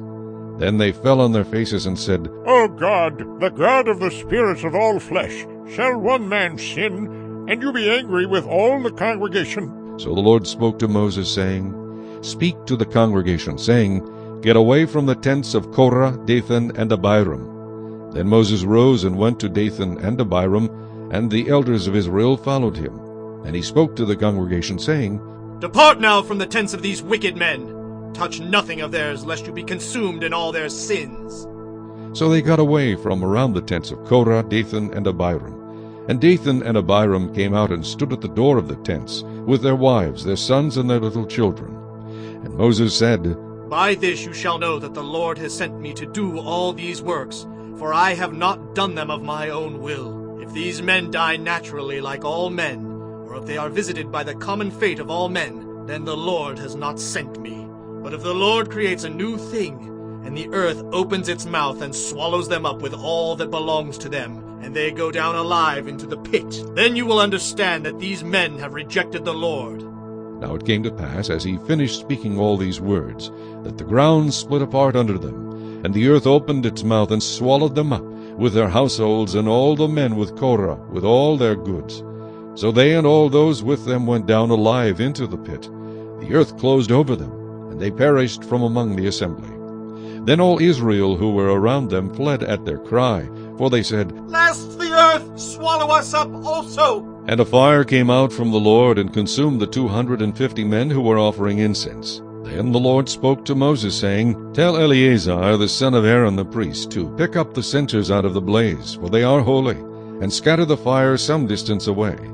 The censers of these men who sinned against their own souls, let them be made into hammered plates as a covering for the altar. Because they presented them before the Lord, therefore they are holy, and they shall be a sign to the children of Israel. So Eleazar the priest took the bronze censers, which those who were burned up had presented, and they were hammered out as a covering on the altar, to be a memorial to the children of Israel, that no outsider who is not a descendant of Aaron should come near to offer incense before the Lord, that he might not become like Korah and his companions, just as the Lord had said to him through Moses. On the next day all the congregation of the children of Israel complained against Moses and Aaron, saying, You have killed the people of the Lord. Now it happened, when the congregation had gathered against Moses and Aaron, that they turned toward the tabernacle of meeting, and suddenly the cloud covered it, and the glory of the Lord appeared. Then Moses and Aaron came before the tabernacle of meeting, and the Lord spoke to Moses, saying, Get away from among this congregation, that I may consume them in a moment. and they fell on their faces. So Moses said to Aaron, Take a censer and put fire in it from the altar. Put incense on it, and take it quickly to the congregation, and make atonement for them. For wrath has gone out from the Lord. The plague has begun. Then Aaron took it as Moses commanded, and ran into the midst of the assembly, and already the plague had begun among the people. So he put in the incense and made atonement for the people. And he stood between the dead and the living, so the plague was stopped. Now those who died in the plague were 14,700, besides those who died in the Korah incident. So Aaron returned to Moses at the door of the tabernacle of meeting, for the plague had stopped. Chapter 17. And the Lord spoke to Moses, saying, Speak to the children of Israel, and get from them a rod from each father's house. All their leaders according to their fathers' houses, 12 rods. Write each man's name on his rod. And you shall write Aaron's name on the rod of Levi, for there shall be one rod for the head of each father's house. Then you shall place them in the tabernacle of meeting before the testimony, where I meet with you. And it shall be that the rod of the man whom I choose will blossom. Thus I will rid myself of the complaints of the children of Israel, which they make against you. So Moses spoke to the children of Israel, and each of their leaders gave him a rod apiece. For each leader according to their fathers' houses, 12 rods, and the rod of Aaron was among their rods. And Moses placed the rods before the Lord in the tabernacle of witness. Now it came to pass on the next day that Moses went into the tabernacle of witness, and behold, the rod of Aaron of the house of Levi had sprouted and put forth buds, had produced blossoms, and yielded ripe almonds. Then Moses brought out all the rods from before the Lord to all the children of Israel, and they looked, and each man took his rod. And the Lord said to Moses, Bring Aaron's rod back before the testimony, to be kept as a sign against the rebels, that you may put their complaints away from me, lest they die. Thus did Moses, just as the Lord had commanded him, so he did. So the children of Israel spoke to Moses, saying, Surely we die, we perish, we all perish. Whoever even comes near the tabernacle of the Lord must die. Shall we all utterly die? Chapter 18. Then the Lord said to Aaron, You and your sons and your father's house with you shall bear the iniquity related to the sanctuary, and you and your sons with you shall bear the iniquity associated with your priesthood. Also bring with you your brethren of the tribe of Levi, the tribe of your father, that they may be joined with you and serve you while you and your sons are with you before the tabernacle of witness. They shall attend to your needs and all the needs of the tabernacle, but they shall not come near the articles of the sanctuary and the altar, lest they die, they and you also. They shall be joined with you and attend to the needs of the tabernacle of meeting for all the work of the tabernacle, but an outsider shall not come near you. And you shall attend to the duties of the sanctuary and the duties of the altar, that there may be no more wrath on the children of Israel. Behold, I myself have taken your brethren the Levites from among the children of Israel. They are a gift to you, given by the Lord, to do the work of the tabernacle of meeting. Therefore you and your sons with you shall attend to your priesthood for everything at the altar and behind the veil, and you shall serve. I give your priesthood to you as a gift for service, but the outsider who comes near shall be put to death. And the Lord spoke to Aaron, Here I myself have also given you charge of my heave offerings, all the holy gifts of the children of Israel. I have given them as a portion to you and your sons, as an ordinance forever. This shall be yours of the most holy things reserved from the fire. Every offering of theirs, every grain offering, and every sin offering, and every trespass offering, which they render to me, shall be most holy for you and your sons. In a most holy place you shall eat it. Every male shall eat it. It shall be holy to you. This also is yours, the heave offering of their gift, with all the wave offerings of the children of Israel. I have given them to you and your sons and daughters with you, as an ordinance forever. Everyone who is clean in your house may eat it. All the best of the oil, all the best of the new wine and the grain, their first fruits which they offer to the Lord, I have given them to you. Whatever first ripe fruit is in their land, which they bring to the Lord, shall be yours. Everyone who is clean in your house may eat it. Every devoted thing in Israel shall be yours. Everything that first opens the womb of all flesh which they bring to the Lord, whether man or beast, shall be yours. Nevertheless, the firstborn of man you shall surely redeem, and the firstborn of unclean animals you shall redeem.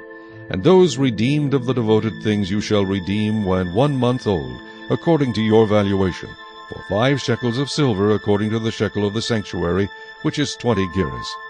But the firstborn of a cow, the firstborn of a sheep, or the firstborn of a goat you shall not redeem. They are holy. You shall sprinkle their blood on the altar, and burn their fat as an offering made by fire for a sweet aroma to the Lord. And their flesh shall be yours, just as the wave breast and the right thigh are yours. All the heave offerings of the holy things which the children of Israel offer to the Lord, I have given to you and your sons and daughters with you as an ordinance forever. It is a covenant of salt forever before the Lord with you and your descendants with you. Then the Lord said to Aaron, You shall have no inheritance in their land, nor shall you have any portion among them. I am your portion and your inheritance among the children of Israel. Behold, I have given the children of Levi all the tithes in Israel as an inheritance in return for the work which they perform, the work of the tabernacle of meeting. Hereafter the children of Israel shall not come near the tabernacle of meeting, lest they bear sin and die. But the Levites shall perform the work of the tabernacle of meeting, and they shall bear their iniquity. It shall be a statute forever, throughout your generations, that among the children of Israel they shall have no inheritance. For the tithes of the children of Israel, which they offer up as a heave offering to the Lord, I have given to the Levites as an inheritance. Therefore I have said to them, Among the children of Israel they shall have no inheritance. Then the Lord spoke to Moses, saying, Speak thus to the Levites, and say to them, When you take from the children of Israel the tithes which I have given you from them as your inheritance, then you shall offer up a heave offering of it to the Lord, 1/10 of the tithe. And your heave offering shall be reckoned to you as though it were the grain of the threshing floor, and as the fullness of the winepress. Thus you shall also offer a heave offering to the Lord from all your tithes which you receive from the children of Israel, and you shall give the Lord's heave offering from it to Aaron the priest. Of all your gifts you shall offer up every heave offering due to the Lord, from all the best of them, the consecrated part of them.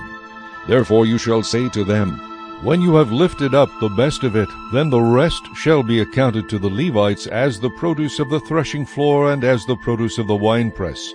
You may eat it in any place, you and your households, for it is your reward for your work in the tabernacle of meeting. And you shall bear no sin because of it, when you have lifted up the best of it. But you shall not profane the holy gifts of the children of Israel, lest you die. Chapter 19. Now the Lord spoke to Moses and Aaron, saying, This is the ordinance of the law which the Lord has commanded, saying, Speak to the children of Israel, that they bring you a red heifer without blemish, in which there is no defect, and on which a yoke has never come. You shall give it to Eleazar the priest, that he may take it outside the camp, and it shall be slaughtered before him. And Eleazar the priest shall take some of its blood with his finger, and sprinkle some of its blood 7 times directly in front of the tabernacle of meeting. Then the heifer shall be burned in his sight, its hide, its flesh, its blood, and its offal shall be burned. And the priest shall take cedar wood and hyssop and scarlet, and cast them into the midst of the fire, burning the heifer. Then the priest shall wash his clothes, he shall bathe in water, and afterward he shall come into the camp.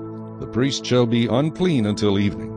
And the one who burns it shall wash his clothes in water, bathe in water, and shall be unclean until evening. Then a man who is clean shall gather up the ashes of the heifer, and store them outside the camp in a clean place.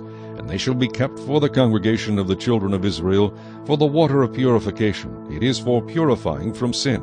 And the one who gathers the ashes of the heifer shall wash his clothes, and be unclean until evening. It shall be a statute forever to the children of Israel, and to the stranger who dwells among them. He who touches the dead body of anyone shall be unclean 7 days. He shall purify himself with the water on the 3rd day and on the 7th day. Then he will be clean. But if he does not purify himself on the 3rd day and on the 7th day, he will not be clean. Whoever touches the body of anyone who has died, and does not purify himself, defiles the tabernacle of the Lord. That person shall be cut off from Israel. He shall be unclean, because the water of purification was not sprinkled on him. His uncleanness is still on him. This is the law when a man dies in a tent. All who come into the tent and all who are in the tent shall be unclean 7 days. And every open vessel which has no cover fastened on it is unclean. Whoever in the open field touches one who is slain by a sword or who has died, or a bone of a man, or a grave, shall be unclean 7 days. And for an unclean person they shall take some of the ashes of the heifer burnt for purification from sin, and running water shall be put on them in a vessel. A clean person shall take hyssop and dip it in the water, sprinkle it on the tent, on all the vessels, on the persons who were there, or on the one who touched a bone, the slain, the dead, or a grave. The clean person shall sprinkle the unclean on the 3rd day and on the 7th day. And on the 7th day he shall purify himself, wash his clothes, and bathe in water, and at evening he shall be clean. But the man who is unclean and does not purify himself, that person shall be cut off from among the assembly, because he has defiled the sanctuary of the Lord. The water of purification has not been sprinkled on him, he is unclean. It shall be a perpetual statute for them. He who sprinkles the water of purification shall wash his clothes, and he who touches the water of purification shall be unclean until evening. Whatever the unclean person touches shall be unclean, and the person who touches it shall be unclean until evening. Chapter 20.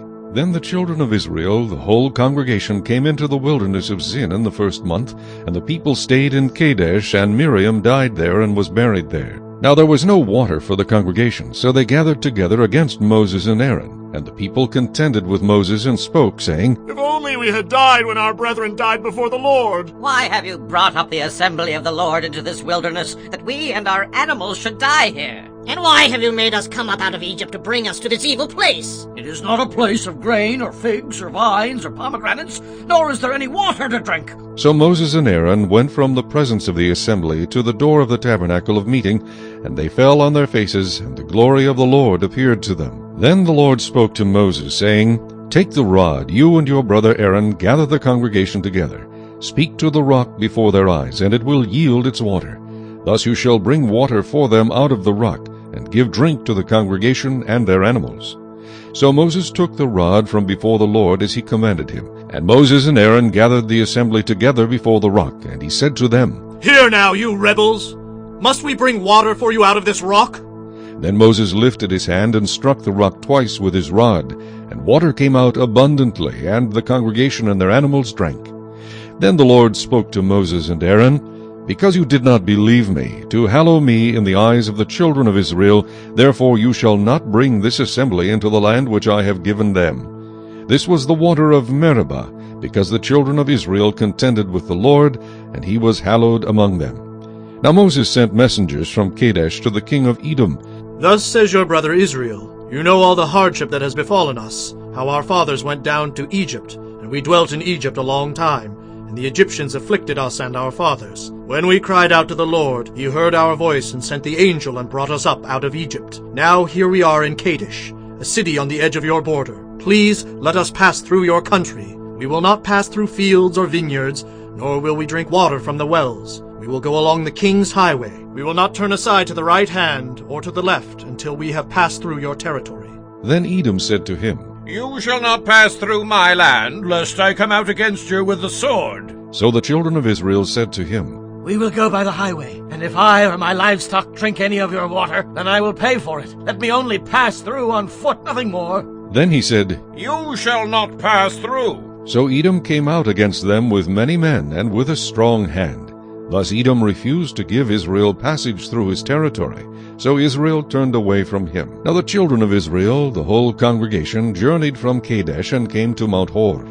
And the Lord spoke to Moses and Aaron in Mount Hor by the border of the land of Edom, saying, Aaron shall be gathered to his people, for he shall not enter the land which I have given to the children of Israel, because you rebelled against my word at the water of Meribah. Take Aaron and Eleazar his son, and bring them up to Mount Hor, and strip Aaron of his garments, and put them on Eleazar his son. For Aaron shall be gathered to his people, and die there. So Moses did just as the Lord commanded, and they went up to Mount Hor in the sight of all the congregation. Moses stripped Aaron of his garments, and put them on Eleazar his son, and Aaron died there on the top of the mountain. Then Moses and Eleazar came down from the mountain. Now when all the congregation saw that Aaron was dead, all the house of Israel mourned for Aaron 30 days. Chapter 21. The king of Arad, the Canaanite, who dwelt in the south, heard that Israel was coming on the road to Atharim. Then he fought against Israel and took some of them prisoners. So Israel made a vow to the Lord and said, If you will indeed deliver this people into my hand, then I will utterly destroy their cities. And the Lord listened to the voice of Israel, and delivered up the Canaanites, and they utterly destroyed them and their cities. So the name of that place was called Hormah. Then they journeyed from Mount Hor by the way of the Red Sea to go around the land of Edom, and the soul of the people became very discouraged on the way. And the people spoke against God and against Moses. Why have you brought us up out of Egypt to die in the wilderness? For there is no food and no water, and our soul loathes this worthless bread. So the Lord sent fiery serpents among the people, and they bit the people, and many of the people of Israel died. Therefore the people came to Moses and said, We have sinned, for we have spoken against the Lord and against you. Pray to the Lord that he take away the serpents from us. So Moses prayed for the people. Then the Lord said to Moses, Make a fiery serpent, and set it on a pole, and it shall be that every one who is bitten, when he looks at it, shall live. So Moses made a bronze serpent, and put it on a pole, and so it was, if a serpent had bitten any one, when he looked at the bronze serpent, he lived. Now the children of Israel moved on, and camped in Oboth. And they journeyed from Oboth, and camped at Ije-Abarim, in the wilderness which is east of Moab, toward the sunrise. From there they moved and camped in the valley of Zered. From there they moved and camped on the other side of the Arnon, which is in the wilderness that extends from the border of the Amorites, for the Arnon is the border of Moab, between Moab and the Amorites. Therefore it is said in the book of the wars of the Lord, Wacheb in Suphah, the brooks of the Arnon, and the slope of the brooks that reaches to the dwelling of Ar, and lies on the border of Moab. From there they went to Beer, which is the well where the Lord said to Moses, Gather the people together, and I will give them water. Then Israel sang this song, Spring up, O well, all of you sing to it. The well the leaders sank, dug by the nation's nobles, by the lawgiver with their staves. And from the wilderness they went to Mattanah, from Mattanah to Nahaliel, from Nahaliel to Bamoth, and from Bamoth in the valley that is in the country of Moab, to the top of Pisgah, which looks down on the wasteland. Then Israel sent messengers to Sihon king of the Amorites, saying, Let me pass through your land. We will not turn aside into fields or vineyards. We will not drink water from wells. We will go by the king's highway until we have passed through your territory. But Sihon would not allow Israel to pass through his territory. So Sihon gathered all his people together, and went out against Israel in the wilderness. And he came to Jahaz, and fought against Israel. Then Israel defeated him with the edge of the sword, and took possession of his land, from the Arnon to the Jabbok, as far as the people of Ammon, for the border of the people of Ammon was fortified. So Israel took all these cities, and Israel dwelt in all the cities of the Amorites, in Heshbon, and in all its villages. For Heshbon was the city of Sihon king of the Amorites, who had fought against the former king of Moab, and had taken all his land from his hand as far as the Arnon. Therefore those who speak in Proverbs say, Come to Heshbon, let it be built, let the city of Sihon be repaired. For fire went out from Heshbon, a flame from the city of Sihon. It consumed Ar of Moab, the lords of the heights of the Arnon. Woe to you, Moab! You have perished, O people of Chemosh. He has given his sons as fugitives, and his daughters into captivity, to Sihon king of the Amorites. But we have shot at them. Heshbon has perished as far as Dibon. Then we laid waste as far as Nophah, which reaches to Medeba. Thus Israel dwelt in the land of the Amorites. Then Moses sent to spy out Jazer, and they took its villages, and drove out the Amorites who were there. And they turned and went up by the way of Bashan. So Og king of Bashan went out against them, he and all his people, to battle at Edrei. Then the Lord said to Moses, Do not fear him, for I have delivered him into your hand, with all his people and his land. And you shall do to him as you did to Sihon king of the Amorites, who dwell at Heshbon. So they defeated him, his sons, and all his people, until there was no survivor left him, and they took possession of his land. Chapter 22. Then the children of Israel moved and camped in the plains of Moab on the side of the Jordan across from Jericho. Now Balak the son of Zippor saw all that Israel had done to the Amorites, and Moab was exceedingly afraid of the people because they were many, and Moab was sick with dread because of the children of Israel. So Moab said to the elders of Midian, Now this company will lick up everything around us as an ox licks up the grass of the field. And Balak the son of Zippor was king of the Moabites at that time. Then he sent messengers to Balaam the son of Beor at Pethor, which is near the river in the land of the sons of his people, to call him, saying, Look, a people has come from Egypt. See, they cover the face of the earth and are settling next to me. Therefore, please come at once. Curse this people for me, for they are too mighty for me. Perhaps I shall be able to defeat them and drive them out of the land, for I know that he whom you bless is blessed, and he whom you curse is cursed. So the elders of Moab and the elders of Midian departed with the diviner's fee in their hand. And they came to Balaam, and spoke to him the words of Balak. And he said to them, Lodge here tonight, and I will bring back word to you, as the Lord speaks to me. So the princes of Moab stayed with Balaam. Then God came to Balaam and said, Who are these men with you? So Balaam said to God, Balak, the son of Zippor, king of Moab, has sent to me, saying, Look, a people has come out of Egypt, and they cover the face of the earth. Come now, curse them for me. Perhaps I shall be able to overpower them and drive them out. And God said to Balaam, You shall not go with them, you shall not curse the people, for they are blessed. So Balaam rose in the morning and said to the princes of Balak, Go back to your land, for the Lord has refused to give me permission to go with you. And the princes of Moab rose and went to Balak and said, Balaam refuses to come with us. Then Balak again sent princes, more numerous and more honorable than they. And they came to Balaam and said to him, Thus says Balak the son of Zippor, Please let nothing hinder you from coming to me, for I will certainly honor you greatly, and I will do whatever you say to me. Therefore please come, curse this people for me. Then Balaam answered and said to the servants of Balak, Though Balak were to give me his house full of silver and gold, I could not go beyond the word of the Lord my God, to do less or more. Now, therefore, please, you also stay here tonight, that I may know what more the Lord will say to me.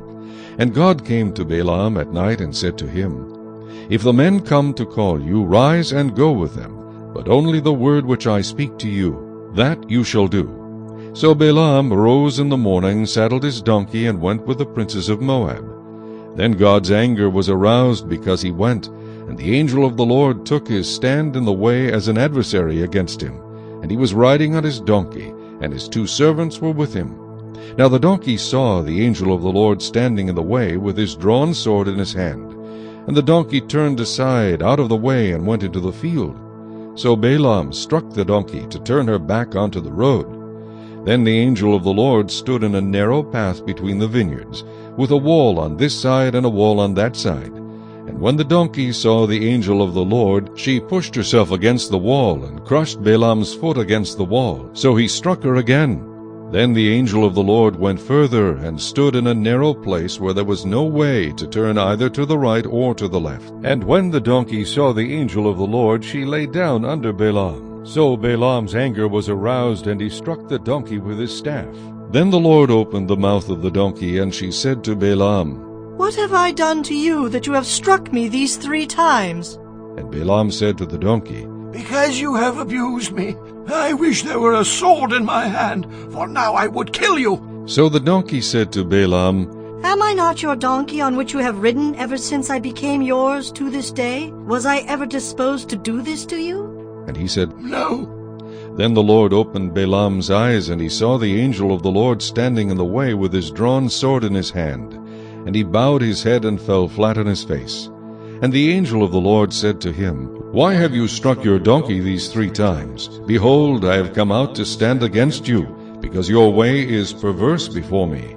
The donkey saw me, and turned aside from me these 3 times. If she had not turned aside from me, surely I would also have killed you by now, and let her live. And Balaam said to the angel of the Lord, I have sinned, for I did not know you stood in the way against me. Now, therefore, if it displeases you, I will turn back. Then the angel of the Lord said to Balaam, Go with the men, but only the word that I speak to you, that you shall speak. So Balaam went with the princes of Balak. Now when Balak heard that Balaam was coming, he went out to meet him at the city of Moab, which is on the border of the Arnon, the boundary of the territory. Then Balak said to Balaam, Did I not earnestly send to you, calling for you? Why did you not come to me? Am I not able to honor you? And Balaam said to Balak, Look, I have come to you. Now have I any power at all to say anything? The word that God puts in my mouth, that I must speak. So Balaam went with Balak, and they came to Kirjath-Huzoth. Then Balak offered oxen and sheep, and he sent some to Balaam and to the princes who were with him.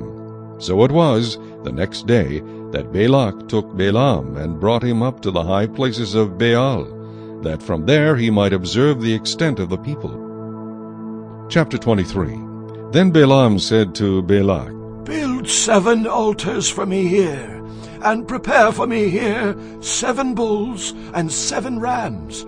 And Balak did just as Balaam had spoken, and Balak and Balaam offered a bull and a ram on each altar. Then Balaam said to Balak, Stand by your burnt offering, and I will go. Perhaps the Lord will come to meet me, and whatever he shows me I will tell you. So he went to a desolate height, and God met Balaam, and he said to him, I have prepared the 7 altars, and I have offered on each altar a bull and a ram. Then the Lord put a word in Balaam's mouth and said, Return to Balak, and thus you shall speak. So he returned to him, and there he was, standing by his burnt offering, he and all the princes of Moab. And he took up his oracle and said, Balak, the king of Moab, has brought me from Aram, from the mountains of the east. Come, curse Jacob for me, and come, denounce Israel. How shall I curse whom God has not cursed? And how shall I denounce whom the Lord has not denounced? For from the top of the rocks I see him, and from the hills I behold him. There, a people dwelling alone, not reckoning itself among the nations. Who can count the dust of Jacob, or number 1/4 of Israel? Let me die the death of the righteous, and let my end be like his. Then Balak said to Balaam, What have you done to me? I took you to curse my enemies, and look, you have blessed them bountifully. So he answered and said, Must I not take heed to speak what the Lord has put in my mouth? Then Balak said to him, Please come with me to another place from which you may see them. You shall see only the outer part of them, and shall not see them all. Curse them for me from there. So he brought him to the field of Zophim, to the top of Pisgah, and built 7 altars, and offered a bull and a ram on each altar. And he said to Balak, Stand here by your burnt offering, while I meet the Lord over there. Then the Lord met Balaam, and put a word in his mouth, and said, Go back to Balak, and thus you shall speak. So he came to him, and there he was, standing by his burnt offering, and the princes of Moab were with him. And Balak said to him, What has the Lord spoken? Then he took up his oracle and said, Rise up, Balak, and hear. Listen to me, son of Zippor. God is not a man that he should lie, nor a son of man that he should repent. Has he said, and will he not do? Or has he spoken, and will he not make it good? Behold, I have received a command to bless. He has blessed, and I cannot reverse it. He has not observed iniquity in Jacob, nor has he seen wickedness in Israel. The Lord his God is with him, and the shout of a king is among them. God brings them out of Egypt. He has strength like a wild ox. For there is no sorcery against Jacob, nor any divination against Israel. It now must be said of Jacob and of Israel, Oh, what God has done! Look! A people rises like a lioness, and lifts itself up like a lion. It shall not lie down until it devours the prey, and drinks the blood of the slain. Then Balak said to Balaam, Neither curse them at all, nor bless them at all. So Balaam answered and said to Balak, Did I not tell you, saying, All that the Lord speaks, that I must do? Then Balak said to Balaam, Please come. I will take you to another place. Perhaps it will please God that you may curse them for me from there. So Balak took Balaam to the top of Peor, that overlooks the wasteland. Then Balaam said to Balak, Build for me here 7 altars, and prepare for me here 7 bulls and 7 rams. And Balak did as Balaam had said, and offered a bull and a ram on every altar. Chapter 24. Now when Balaam saw that it pleased the Lord to bless Israel, he did not go as at other times to seek to use sorcery, but he set his face toward the wilderness. And Balaam raised his eyes, and saw Israel encamped according to their tribes.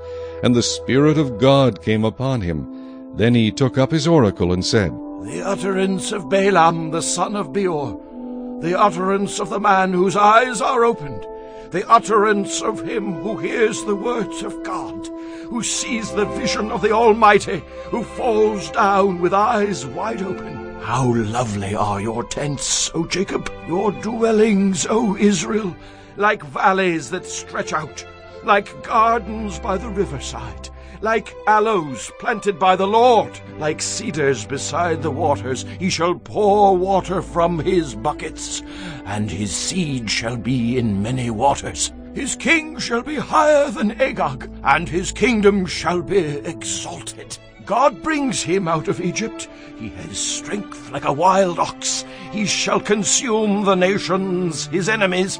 He shall break their bones and pierce them with his arrows. He bows down, he lies down as a lion, and as a lion, who shall rouse him? Blessed is he who blesses you, and cursed is he who curses you. Then Balak's anger was aroused against Balaam, and he struck his hands together. And Balak said to Balaam, I called you to curse my enemies, and look, you have bountifully blessed them these 3 times. Now therefore flee to your place. I said I would greatly honor you, but in fact the Lord has kept you back from honor.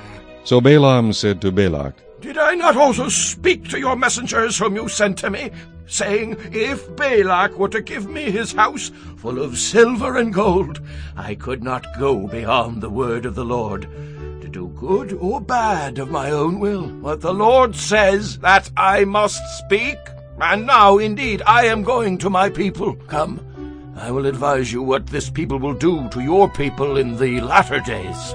So he took up his oracle and said, The utterance of Balaam the son of Beor, and the utterance of the man whose eyes are opened, the utterance of him who hears the words of God, and has the knowledge of the Most High, who sees the vision of the Almighty, who falls down with eyes wide open. I see him, but not now.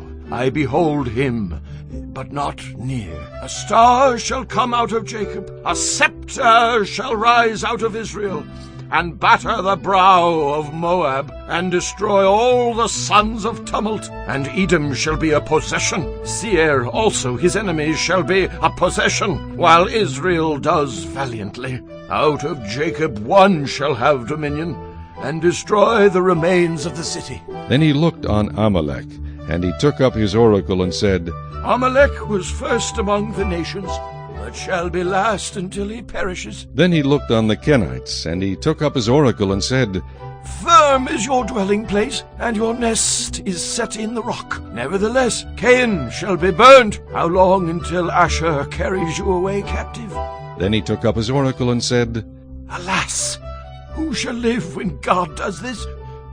But ships shall come from the coasts of Cyprus, and they shall afflict Asher, and afflict Eber, and so shall Amalek, until he perishes. So Balaam rose and departed, and returned to his place. Balak also went his way. Chapter 25. Now Israel remained in Acacia Grove, and the people began to commit harlotry with the women of Moab. They invited the people to the sacrifices of their gods, and the people ate and bowed down to their gods. So Israel was joined to Baal of Peor, and the anger of the Lord was aroused against Israel. Then the Lord said to Moses, Take all the leaders of the people, and hang the offenders before the Lord out in the sun, that the fierce anger of the Lord may turn away from Israel. So Moses said to the judges of Israel, Every one of you kill his men who are joined to Baal of Peor. And indeed, one of the children of Israel came and presented to his brethren a Midianite woman in the sight of Moses, and in the sight of all the congregation of the children of Israel, who were weeping at the door of the tabernacle of meeting. Now when Phinehas, the son of Eleazar, the son of Aaron the priest, saw it, he rose from among the congregation and took a javelin in his hand. And he went after the man of Israel into the tent, and thrust both of them through, the man of Israel and the woman through her body. So the plague was stopped among the children of Israel. And those who died in the plague were 24,000. Then the Lord spoke to Moses, saying, Phinehas the son of Eleazar, the son of Aaron the priest, has turned back my wrath from the children of Israel, because he was zealous with my zeal among them, so that I did not consume the children of Israel in my zeal. Therefore say, Behold, I give to him my covenant of peace, and it shall be to him and his descendants after him a covenant of an everlasting priesthood, because he was zealous for his God, and made atonement for the children of Israel. Now the name of the Israelite who was killed with the Midianite woman, was Zimri, the son of Selu, a leader of a father's house among the Simeonites. And the name of the Midianite woman who was killed was Cozbi, the daughter of Zur. He was head of the people of a father's house in Midian. Then the Lord spoke to Moses, saying, Harass the Midianites and attack them, for they harassed you with their schemes by which they seduced you in the matter of Peor, and in the matter of Cozbi, the daughter of a leader of Midian, their sister, who was killed in the day of the plague because of Peor. Chapter 26. And it came to pass after the plague that the Lord spoke to Moses and Eleazar the son of Aaron the priest, saying, Take a census of all the congregation of the children of Israel, from 20 years old and above, by their fathers' houses, all who are able to go to war in Israel. So Moses and Eleazar the priest spoke with them in the plains of Moab by the Jordan, across from Jericho, saying, Take a census of the people from 20 years old and above, just as the Lord commanded Moses and the children of Israel who came out of the land of Egypt. Reuben was the firstborn of Israel. The children of Reuben were of Hanoch, the family of the Hanochites, of Palu, the family of the Paluites, of Hezron, the family of the Hezronites, of Carmi, the family of the Carmites. These are the families of the Reubenites. Those who were numbered of them were 43,730. And the son of Palu was Eliab. The sons of Eliab were Nemuel, Dathan, and Abiram. These are the Dathan and Abiram, representatives of the congregation, who contended against Moses and Aaron in the company of Korah, when they contended against the Lord. And the earth opened its mouth and swallowed them up together with Korah, when that company died, when the fire devoured 250 men, and they became a sign. Nevertheless the children of Korah did not die. The sons of Simeon according to their families were, of Nemuel, the family of the Nemuelites, of Jamin, the family of the Jamanites, of Jachin, the family of the Jachinites, of Zerah, the family of the Zarhites, of Shaul, the family of the Shaulites. These are the families of the Simeonites, 22,200. The sons of Gad according to their families were, Zephon, the family of the Zephonites, of Haggai, the family of the Haggites, of Shunai, the family of the Shunites, of Ozni, the family of the Oznites, of Eri, the family of the Erites, of Arad, the family of the Aradites, of Arilai, the family of the Arilites. These are the families of the sons of Gad, according to those who were numbered of them, 40,500. The sons of Judah were and Onan, and and Onan died in the land of Canaan. And the sons of Judah according to their families were, Shelah, the family of the Shelanites, of Perez, the family of the Parzites, of Zerah, the family of the Zarhites. And the sons of Perez were of Hezron, the family of the Hezronites, of Hamul, the family of the Hamulites. These are the families of Judah according to those who were numbered of them, 76,500. The sons of Issachar according to their families were, of Tola, the family of the Tolaites, of Puah, the family of the Punites, of Jashub, the family of the Jashubites, of Shimron, the family of the Shimronites. These are the families of Issachar according to those who were numbered of them, 64,300. The sons of Zebulun according to their families were, of Sered, the family of the Sardites, of Elon, the family of the Elonites, of Jaliel, the family of the Jalielites. These are the families of the Zebulunites, according to those who were numbered of them 60,500. The sons of Joseph according to their families by Manasseh and Ephraim were, the sons of Manasseh of Machir, the family of the Machirites, and Machir begot Gilead, of Gilead, the family of the Gileadites. These are the sons of Gilead, of Jeezer, the family of the Jeezerites, of Helek, the family of the Helekites, of Asriel, the family of the Asrielites, of Shechem, the family of the Shechemites, of Shemida, the family of the Shemidaites, of Hepher, the family of the Hepherites. Now Zelophehad, the son of Hepher, had no sons, but daughters, and the names of the daughters of Zelophehad were Mahlah, Noah, Hoglah, Milcah, and Tirzah. These are the families of Manasseh, and those who were numbered of them were 52,700. These are the sons of Ephraim according to their families. Of Shuthelah, the family of the Shuthelites. Of Becher, the family of the Bachrites. Of Techan, the family of the Techanites. And these are the sons of Shuthelah of Iran, the family of the Iranites. These are the families of the sons of Ephraim according to those who were numbered of them 32,500. These are the sons of Joseph according to their families. The sons of Benjamin according to their families were, of Bela, the family of the Belaites, of Ashbel, the family of the Ashbelites, of Ahiram, the family of the Ahiramites, of Shupham, the family of the Shuphamites, of Hupham, the family of the Huphamites. And the sons of Bela were Ard and Naaman. Of Ard, the family of the Ardites. Of Naaman, the family of the Naamites.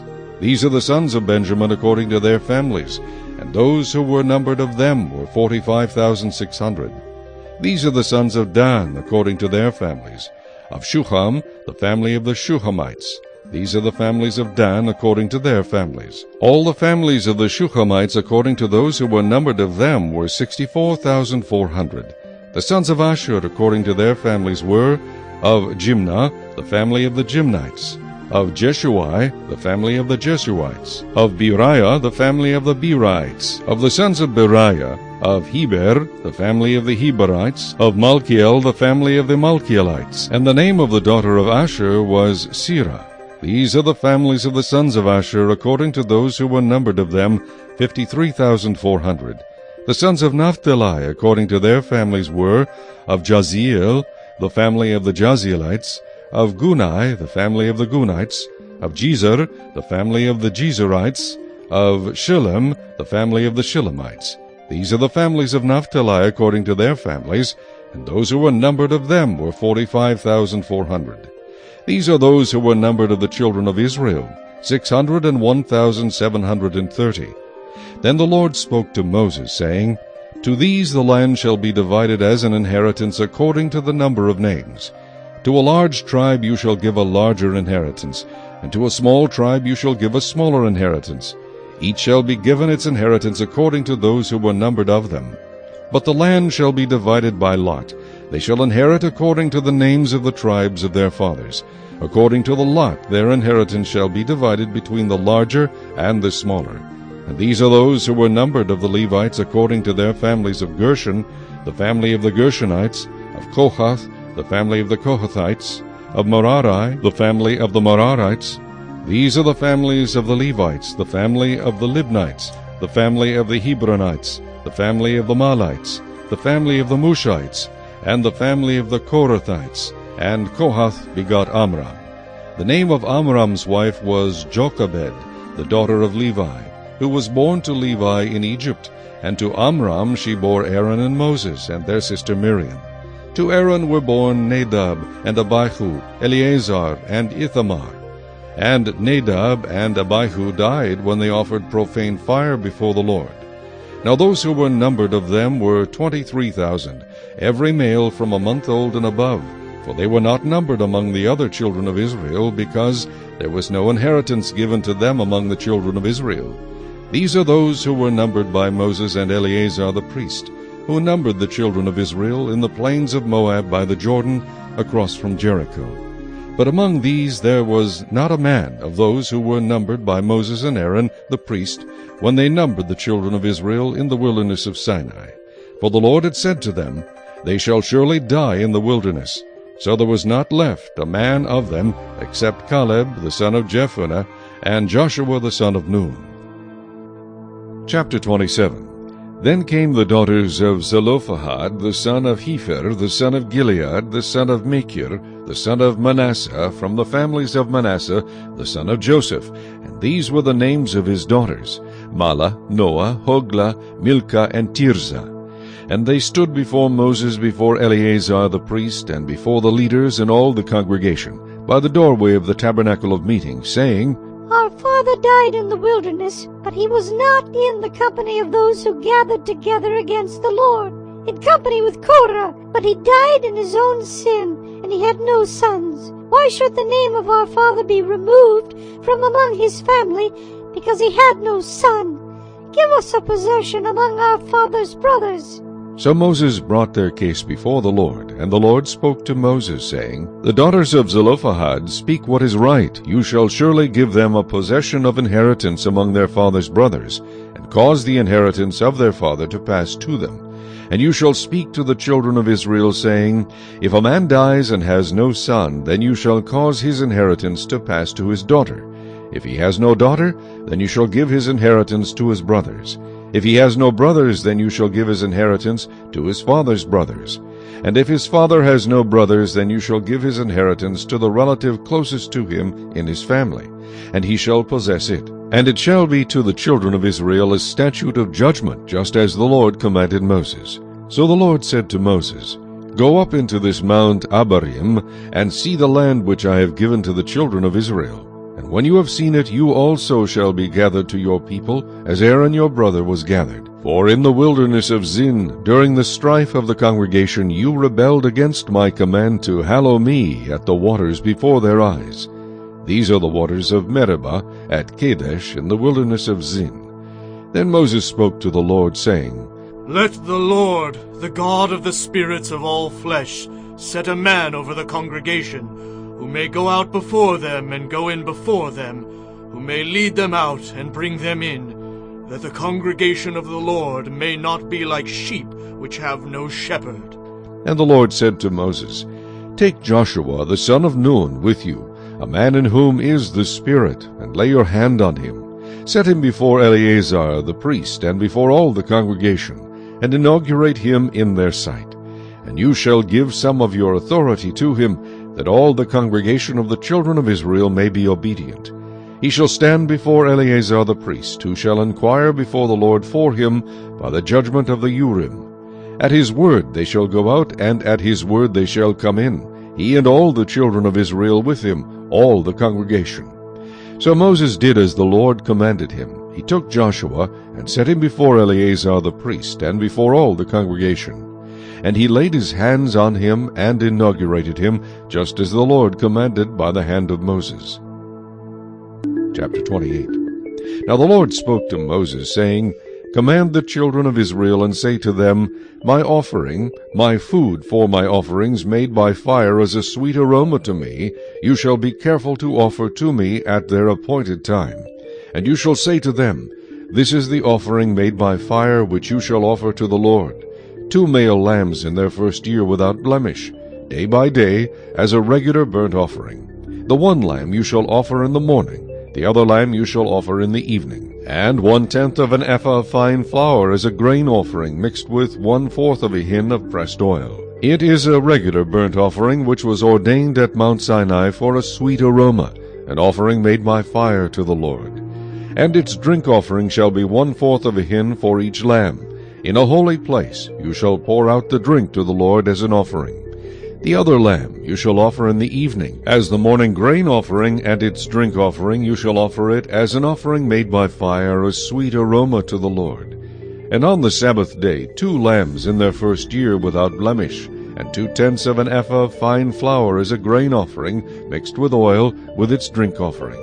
This is the burnt offering for every Sabbath, besides the regular burnt offering with its drink offering. At the beginnings of your months you shall present a burnt offering to the Lord. 2 young bulls, 1 ram, and 7 lambs in their first year, without blemish, 3/10 of an ephah of fine flour as a grain offering, mixed with oil, for each bull, 2/10 of an ephah of fine flour as a grain offering, mixed with oil, for the 1 ram, and 1/10 of an ephah of fine flour mixed with oil as a grain offering for each lamb, as a burnt offering of sweet aroma, an offering made by fire to the Lord. Their drink offering shall be half a hin of wine for a bull, 1/3 of a hin for a ram, and 1/4 of a hin for a lamb.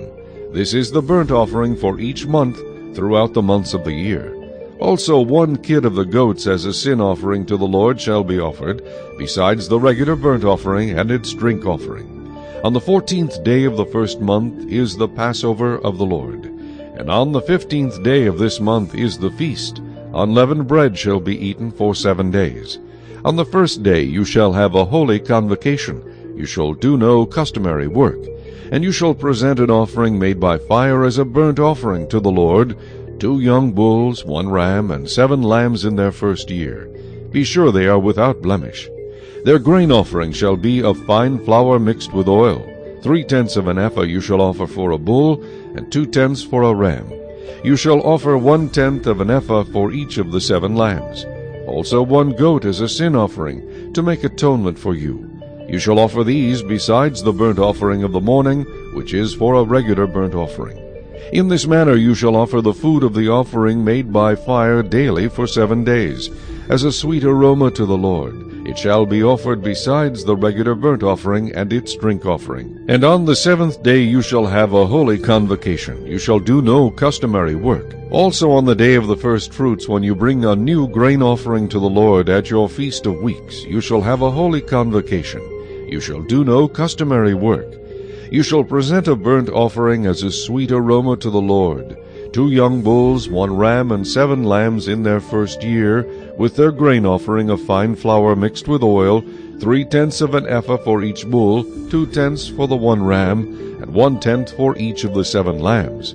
Also 1 kid of the goats, to make atonement for you. Be sure they are without blemish. You shall present them with their drink offerings, besides the regular burnt offering with its grain offering. Chapter 29. And in the 7th month, on the first day of the month, you shall have a holy convocation. You shall do no customary work. For you it is a day of blowing the trumpets.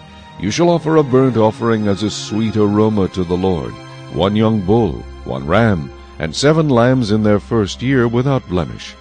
Their grain offering shall be fine flour mixed with oil, 3/10 of an ephah for the bull, 2/10 for the ram, and 1/10 for each of the 7 lambs. Also 1 kid of the goats as a sin offering to make atonement for you. Besides the burnt offering with its grain offering for the new moon, the regular burnt offering with its grain offering and their drink offerings, according to their ordinance, as a sweet aroma, an offering made by fire to the Lord. On the 10th day of this 7th month you shall have a holy convocation. You shall afflict your souls, you shall not do any work. You shall present a burnt offering to the Lord as a sweet aroma, 1 young bull, 1 ram, and 7 lambs in their first year. Be sure they are without blemish. Their grain offering shall be of fine flour mixed with oil, 3/10 of an ephah for the bull, 2/10 for the 1 ram, and 1/10 for each of the 7 lambs. Also 1 kid of the goats as a sin offering, besides the sin offering for atonement, the regular burnt offering with its grain offering, and their drink offerings. On the 15th day of the 7th month you shall have a holy convocation. You shall do no customary work, and you shall keep a feast to the Lord 7 days. You shall present a burnt offering, an offering made by fire as a sweet aroma to the Lord. 13 young bulls, 2 rams, and 14 lambs in their first year. They shall be without blemish. Their grain offering shall be of fine flour mixed with oil, 3/10 of an ephah for each of the 13 bulls, 2/10 for each of the 2 rams, and 1/10 for each of the 14 lambs. Also 1 kid of the goats as a sin offering, besides the regular burnt offering, its grain offering, and its drink offering. On the 2nd day present 12 young bulls, 2 rams, 14 lambs in their first year without blemish, and their grain offering and their drink offerings for the bulls, for the rams, and for the lambs, by their number according to the ordinance. Also 1 kid of the goats as a sin offering, besides the regular burnt offering with its grain offering and their drink offerings. On the third day present 11 bulls, 2 rams, 14 lambs in their first year without blemish, and their grain offering and their drink offerings for the bulls, for the rams, and for the lambs, by their number according to the ordinance. Also 1 goat as a sin offering, besides the regular burnt offering, its grain offering, and its drink offering. On the 4th day present 10 bulls, 2 rams, and 14 lambs in their first year, without blemish, and their grain offering and their drink offerings for the bulls, for the rams, and for the lambs by their number, according to the ordinance. Also 1 kid of the goats as a sin offering, besides the regular burnt offering, its grain offering, and its drink offering.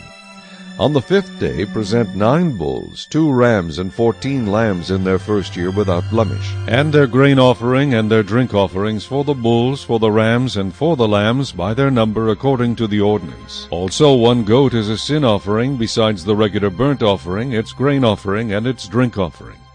On the 6th day present 8 bulls, 2 rams, and 14 lambs in their first year without blemish, and their grain offering and their drink offerings for the bulls, for the rams, and for the lambs by their number, according to the ordinance. Also 1 goat as a sin offering, besides the regular burnt offering, its grain offering, and its drink offering. On the 7th day present 7 bulls, 2 rams, and 14 lambs in their first year without blemish, and their grain offering and their drink offerings for the bulls, for the rams, and for the lambs by their number, according to the ordinance. Also 1 goat as a sin offering, besides the regular burnt offering, its grain offering, and its drink offering. On the 8th day you shall have a sacred assembly. You shall do no customary work. You shall present a burnt offering, an offering made by fire as a sweet aroma to the Lord. 1 bull, 1 ram, 7 lambs in their first year without blemish, and their grain offering and their drink offerings for the bull, for the ram, and for the lambs, by their number according to the ordinance. Also 1 goat is a sin offering, besides the regular burnt offering, its grain offering, and its drink offering. These you shall present to the Lord at your appointed feasts, besides your vowed offerings and your freewill offerings, as your burnt offerings and your grain offerings, as your drink offerings and your peace offerings. So Moses told the children of Israel everything just as the Lord commanded Moses. Chapter 30. Then Moses spoke to the heads of the tribes concerning the children of Israel, saying, This is the thing which the Lord has commanded. If a man makes a vow to the Lord, or swears an oath to bind himself by some agreement, he shall not break his word. He shall do according to all that proceeds out of his mouth. Or if a woman makes a vow to the Lord, and binds herself by some agreement while in her father's house in her youth, and her father hears her vow and the agreement by which she has bound herself, and her father holds his peace, then all her vows shall stand, and every agreement with which she has bound herself shall stand.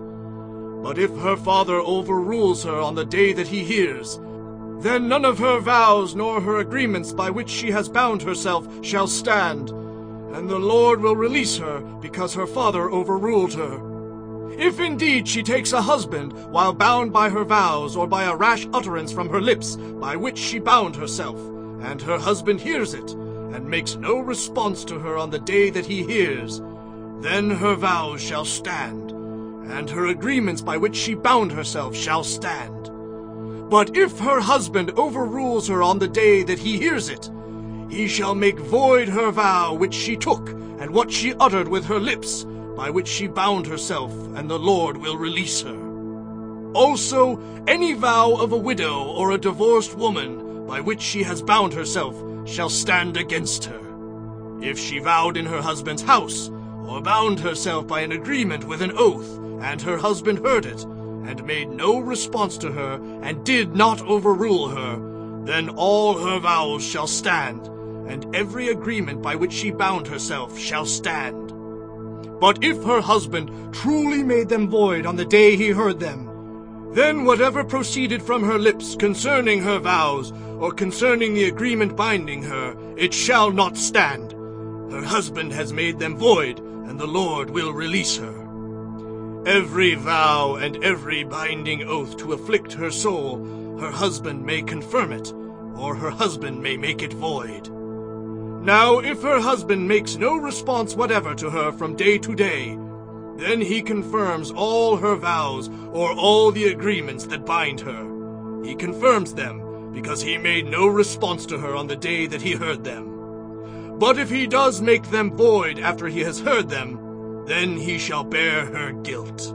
These are the statutes which the Lord commanded Moses between a man and his wife, and between a father and his daughter in her youth in her father's house. Chapter 31. And the Lord spoke to Moses, saying, Take vengeance on the Midianites for the children of Israel. Afterward you shall be gathered to your people. So Moses spoke to the people, saying, Arm some of yourselves for war, and let them go against the Midianites to take vengeance for the Lord on Midian. 1,000 from each tribe of all the tribes of Israel you shall send to the war. So there were recruited from the divisions of Israel 1,000 from each tribe, 12,000 armed for war. Then Moses sent them to the war, 1,000 from each tribe. He sent them to the war with Phinehas, the son of Eleazar the priest, with the holy articles and the signal trumpets in his hand. And they warred against the Midianites, just as the Lord commanded Moses, and they killed all the males. They killed the kings of Midian with the rest of those who were killed, Evi, Rekem, Zur, Hur, and Reba, the 5 kings of Midian. Balaam the son of Beor they also killed with the sword. And the children of Israel took the women of Midian captive with their little ones, and took as spoil all their cattle, all their flocks, and all their goods. They also burned with fire all the cities where they dwelt, and all their forts. And they took all the spoil and all the booty of man and beast. Then they brought the captives, the booty, and the spoil to Moses, to Eleazar the priest, and to the congregation of the children of Israel, to the camp in the plains of Moab by the Jordan, across from Jericho. And Moses, Eleazar the priest, and all the leaders of the congregation went to meet them outside the camp. But Moses was angry with the officers of the army, with the captains over thousands and captains over hundreds, who had come from the battle.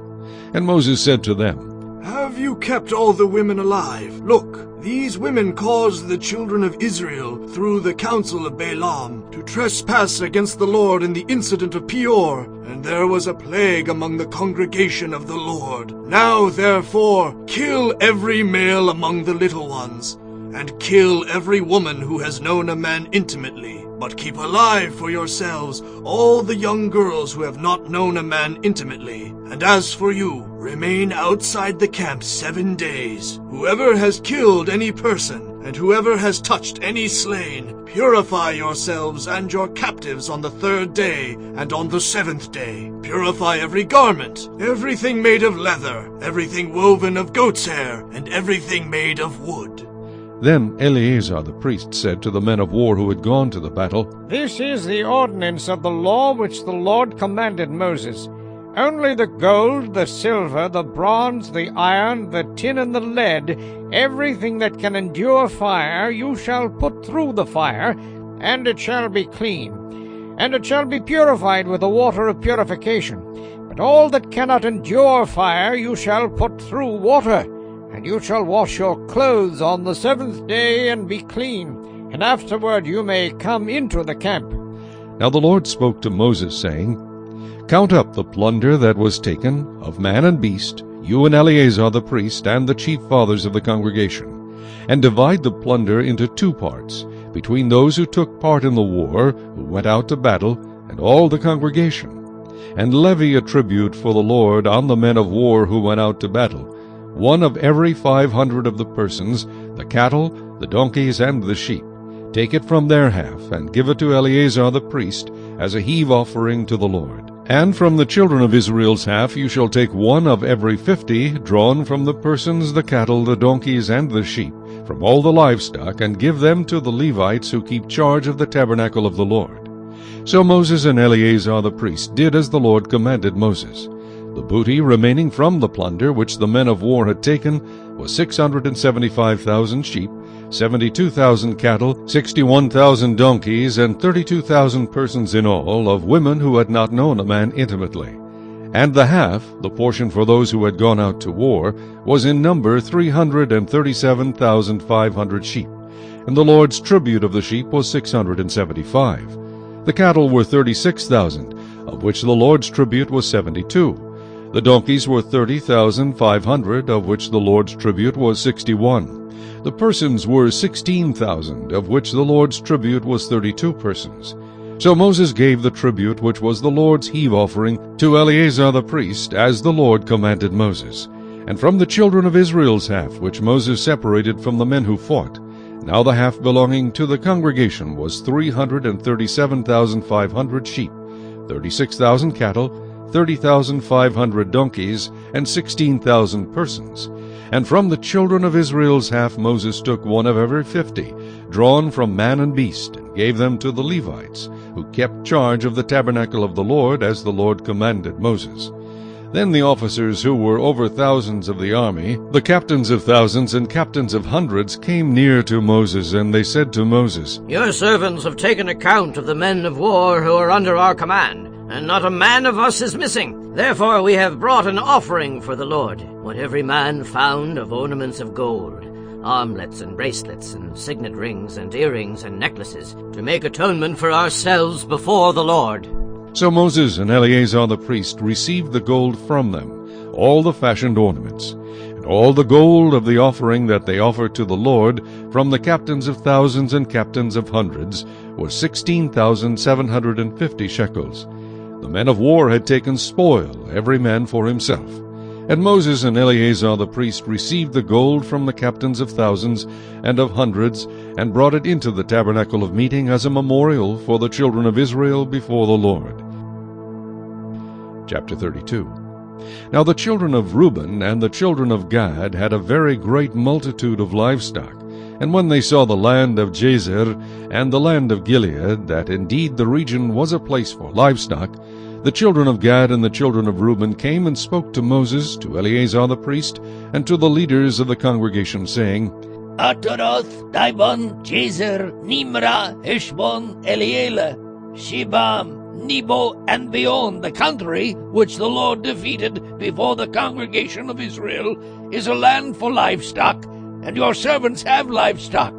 Therefore they said, If we have found favor in your sight, let this land be given to your servants as a possession. Do not take us over the Jordan. And Moses said to the children of Gad and to the children of Reuben, Shall your brethren go to war while you sit here? Now why will you discourage the heart of the children of Israel from going over into the land which the Lord has given them? Thus your fathers did when I sent them away from Kadesh Barnea to see the land.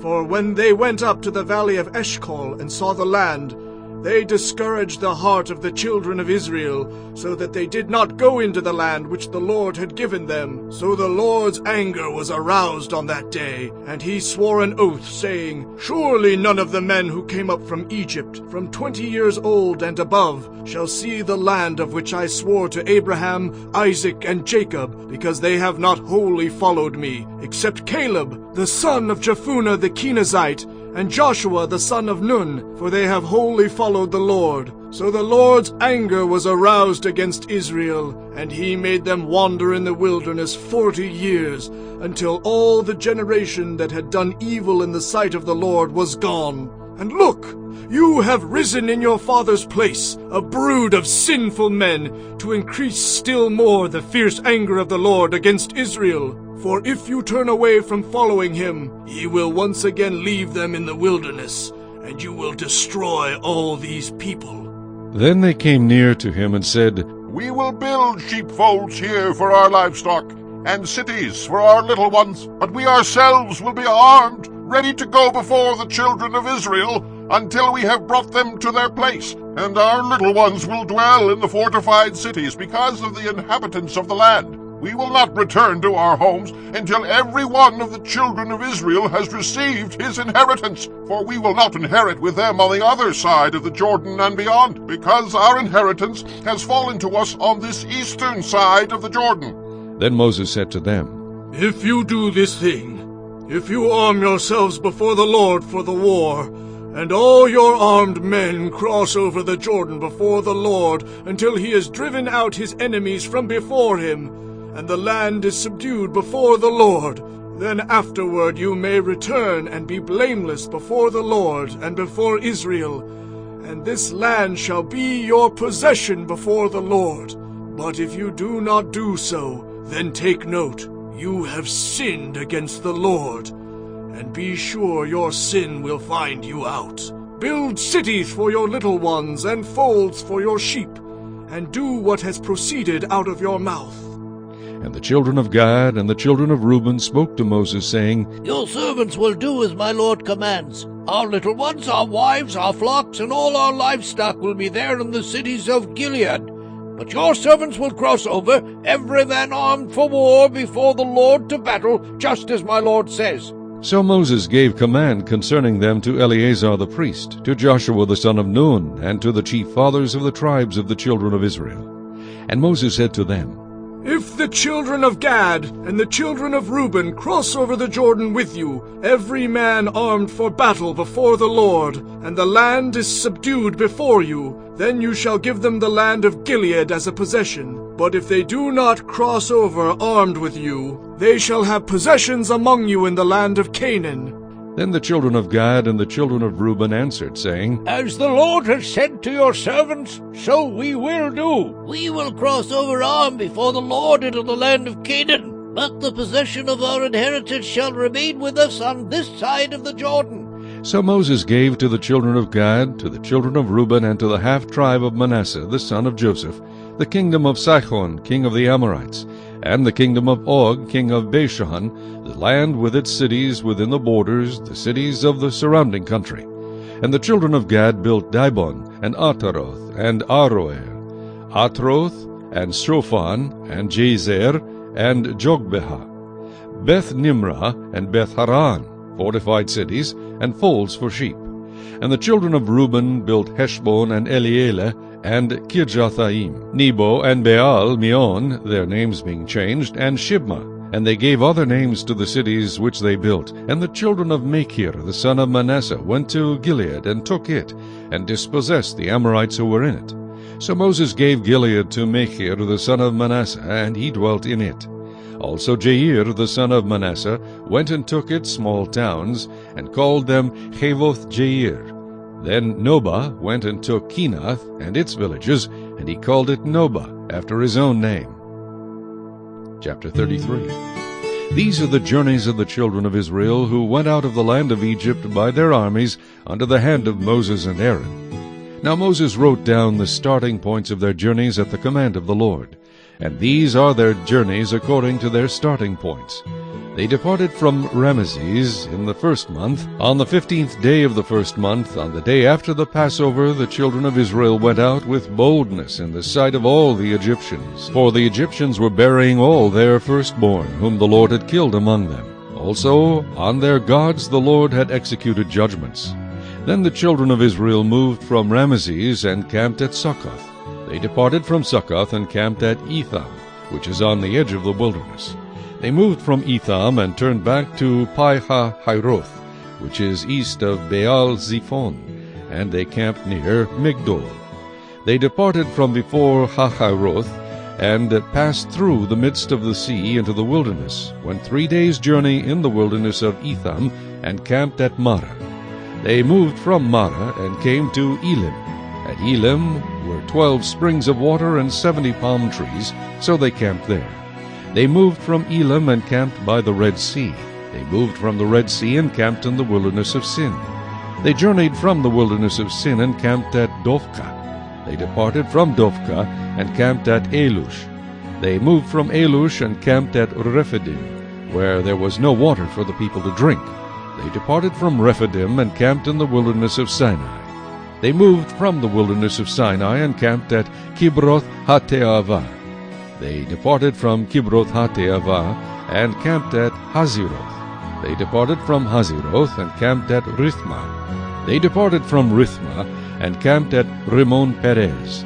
They departed from Rimmon Perez and camped at Libnah. They moved from Libnah and camped at Risa. They journeyed from Risa and camped at Kiheletha. They went from Kiheletha and camped at Mount Shepher. They moved from Mount Shepher and camped at Hareda. They moved from Hareda and camped at Machiloth. They moved from Machiloth and camped at Tehath. They departed from Tehath and camped at Tirah. They moved from Tira and camped at Mithka. They went from Mithka and camped at Hashmonah. They departed from Hashmonah and camped at Mosiroth. They departed from Mosiroth and camped at Beni-Jaakan. They moved from Beni-Jaakan and camped at Hor Haggidgad. They went from Hor Haggidgad and camped at Jotbathah. They moved from Jotbathah and camped at Abrona. They departed from Abrona and camped at Ezion-Geber. They moved from Ezion-Geber and camped in the wilderness of Zin, which is Kadesh. They moved from Kadesh and camped at Mount Hor, on the boundary of the land of Edom. Then Aaron the priest went up to Mount Hor at the command of the Lord, and died there in the 40th year, after the children of Israel had come out of the land of Egypt, on the 1st day of the 5th month. Aaron was 123 years old when he died on Mount Hor. Now the king of Arad, the Canaanite, who dwelt in the south in the land of Canaan, heard of the coming of the children of Israel. So they departed from Mount Hor, and camped at Zalmonah. They departed from Zalmonah and camped at Punon. They departed from Punon and camped at Oboth. They departed from Oboth and camped at Iji-Abarim, at the border of Moab. They departed from Ijim and camped at Dibon-Gad. They moved from Dibon-Gad and camped at Almon-Diblathaim. They moved from Almon-Diblathaim and camped in the mountains of Abarim, before Nebo.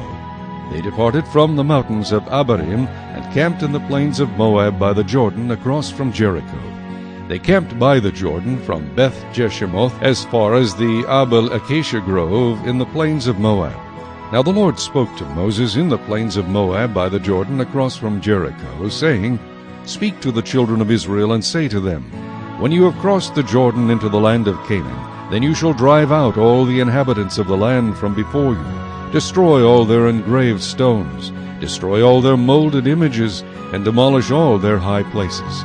You shall dispossess the inhabitants of the land, and dwell in it, for I have given you the land to possess. And you shall divide the land by lot as an inheritance among your families. To the larger you shall give a larger inheritance, and to the smaller you shall give a smaller inheritance. There every one's inheritance shall be whatever falls to him by lot. You shall inherit according to the tribes of your fathers. But if you do not drive out the inhabitants of the land from before you, then it shall be that those whom you let remain shall be irritants in your eyes, and thorns in your sides, and they shall harass you in the land where you dwell. Moreover, it shall be that I will do to you as I thought to do to them. Chapter 34. The Lord said to Moses, Command the Israelites, and say to them, When you enter Canaan, the land that will be allotted to you as an inheritance will have these boundaries. Your southern side will include some of the desert of Zin, along the border of Edom. On the east, your southern boundary will start from the end of the Salt Sea, cross south of Scorpion Pass, continue on to Zin, and go south of Kadesh Barnea. Then it will go to Hazer Adar, and over to Asmon, where it will turn, join the Wadi of Egypt, and end at the sea. Your western boundary will be the coast of the Great Sea. This will be your boundary on the west. For your northern boundary, run a line from the Great Sea to Mount Hor, and from Mount Hor to Lebo-Hamath. Then the boundary will go to Zedad, continue to Ziphron, and end at Hazer Enon. This will be your boundary on the north. For your eastern boundary, run a line from Hazer Enon to Shepham. The boundary will go down from Shepham to Riblah on the east side of Ain, and continue along the slopes east of the Sea of Kinnereth. Then the boundary will go down along the Jordan and end at the Salt Sea. This will be your land, with its boundaries on every side. Moses commanded the Israelites, Assign this land by lot as an inheritance. The Lord has ordered that it be given to the 9.5 tribes, because the families of the tribe of Reuben, the tribe of Gad, and the half-tribe of Manasseh have received their inheritance. These 2.5 tribes have received their inheritance on the east side of the Jordan of Jericho, toward the sunrise. The Lord said to Moses, These are the names of the men who are to assign the land for you as an inheritance: Eleazar the priest, and Joshua son of Nun. And appoint one leader from each tribe to help assign the land. These are their names: Caleb, son of Jephunneh, from the tribe of Judah. Shemuel, son of Ammihud, from the tribe of Simeon. Elidad, son of Kislon, from the tribe of Benjamin. Buckai, son of Joglai, the leader from the tribe of Dan. Haniel, son of Ephod, the leader from the tribe of Manasseh, son of Joseph. Kemuel, son of Shiphtan, the leader from the tribe of Ephraim, son of Joseph. Elizaphan, son of Parnak, the leader from the tribe of Zebulun. Paltiel, son of Azan, the leader from the tribe of Issachar. Ahihud, son of Shalomai, the leader from the tribe of Asher. Pedahel, son of Ammihud, the leader from the tribe of Naphtali. These are the men the Lord commanded to assign the inheritance to the Israelites in the land of Canaan. Chapter 35. On the plains of Moab, by the Jordan, across from Jericho, the Lord said to Moses, Command the Israelites to give the Levites towns to live in from the inheritance the Israelites will possess, and give them pasture lands around the towns. Then they will have towns to live in, and pasture lands for their cattle, flocks, and all their other livestock. The pasture lands around the towns that you give the Levites will extend out 1,500 feet from the town wall. Outside the town, measure 3,000 feet on the east side, 3,000 on the south side, 3,000 on the west, and 3,000 on the north, with the town in the center. They will have this area as pasture land for the towns. 6 of the towns you give the Levites will be cities of refuge, to which a person who has killed someone may flee. In addition, give them 42 other towns. In all, you must give the Levites 48 towns, together with their pasture lands. The towns you give the Levites from the land the Israelites possess are to be given in proportion to the inheritance of each tribe. Take many towns from a tribe that has many, but few from one that has few. Then the Lord said to Moses, Speak to the Israelites and say to them, When you cross the Jordan into Canaan, select some towns to be your cities of refuge, to which a person who has killed someone accidentally may flee. They will be places of refuge from the avenger, so that a person accused of murder may not die before he stands trial before the assembly. These 6 towns you give will be your cities of refuge. Give 3 on this side of the Jordan, and 3 in Canaan as cities of refuge. These 6 towns will be a place of refuge for Israelites, aliens, and any other people living among them, so that anyone who has killed another accidentally can flee there. If a man strikes someone with an iron object so that he dies, he is a murderer. The murderer shall be put to death. Or if anyone has a stone in his hand that could kill, and he strikes someone so that he dies, he is a murderer. The murderer shall be put to death. Or if anyone has a wooden object in his hand that could kill, and he hits someone so that he dies, he is a murderer. The murderer shall be put to death. The avenger of blood shall put the murderer to death. When he meets him, he shall put him to death. If anyone with malice aforethought shoves another or throws something at him intentionally so that he dies, or if in hostility he hits him with his fist so that he dies, that person shall be put to death. He is a murderer. The avenger of blood shall put the murderer to death when he meets him. But if without hostility someone suddenly shoves another or throws something at him unintentionally, or without seeing him drops a stone on him that could kill him, and he dies, then, since he was not his enemy, and he did not intend to harm him, the assembly must judge between him and the avenger of blood, according to these regulations. The assembly must protect the one accused of murder from the avenger of blood, and send him back to the city of refuge to which he fled. He must stay there until the death of the high priest, who was anointed with the holy oil. But if the accused ever goes outside the limits of the city of refuge to which he has fled, and the avenger of blood finds him outside the city, the avenger of blood may kill the accused without being guilty of murder. The accused must stay in his city of refuge until the death of the high priest. Only after the death of the high priest may he return to his own property. These are to be legal requirements for you throughout the generations to come, wherever you live. Anyone who kills a person is to be put to death as a murderer, only on the testimony of witnesses. But no one is to be put to death on the testimony of only one witness. Do not accept a ransom for the life of a murderer who deserves to die. He must surely be put to death. Do not accept a ransom for anyone who has fled to a city of refuge, and so allow him to go back and live on his own land before the death of the high priest. Do not pollute the land where you are. Bloodshed pollutes the land, and atonement cannot be made for the land on which blood has been shed, except by the blood of the one who shed it. Do not defile the land where you live and where I dwell, for I, the Lord, dwell among the Israelites. Chapter 36. The family heads of the clan of Gilead, son of Machir, the son of Manasseh, who were from the clans of the descendants of Joseph, came and spoke before Moses and the leaders, the heads of the Israelite families. They said, When the Lord commanded my Lord to give the land as an inheritance to the Israelites by lot, he ordered you to give the inheritance of our brother Zelophehad to his daughters. Now, suppose they marry men from other Israelite tribes.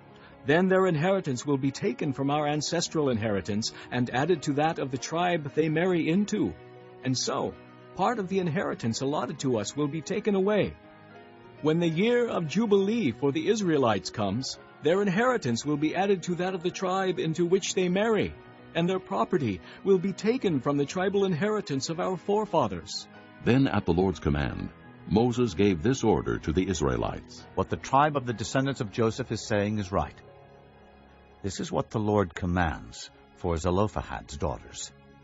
They may marry anyone they please, as long as they marry within the tribal clan of their father.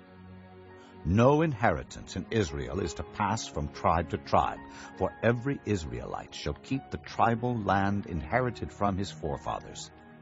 Every daughter who inherits land in any Israelite tribe must marry someone in her father's tribal clan, so that every Israelite will possess the inheritance of his fathers. No inheritance may pass from tribe to tribe, for each Israelite tribe is to keep the land it inherits. So Zelophehad's daughters did as the Lord commanded Moses. Zelophehad's daughters, Mahlah, Tirzah, Hoglah, Milcah, and Noah, married their cousins on their father's side. They married within the clans of the descendants of Manasseh, son of Joseph, and their inheritance remained in their father's clan and tribe. These are the commands and regulations the Lord gave through Moses to the Israelites on the plains of Moab by the Jordan, across from Jericho.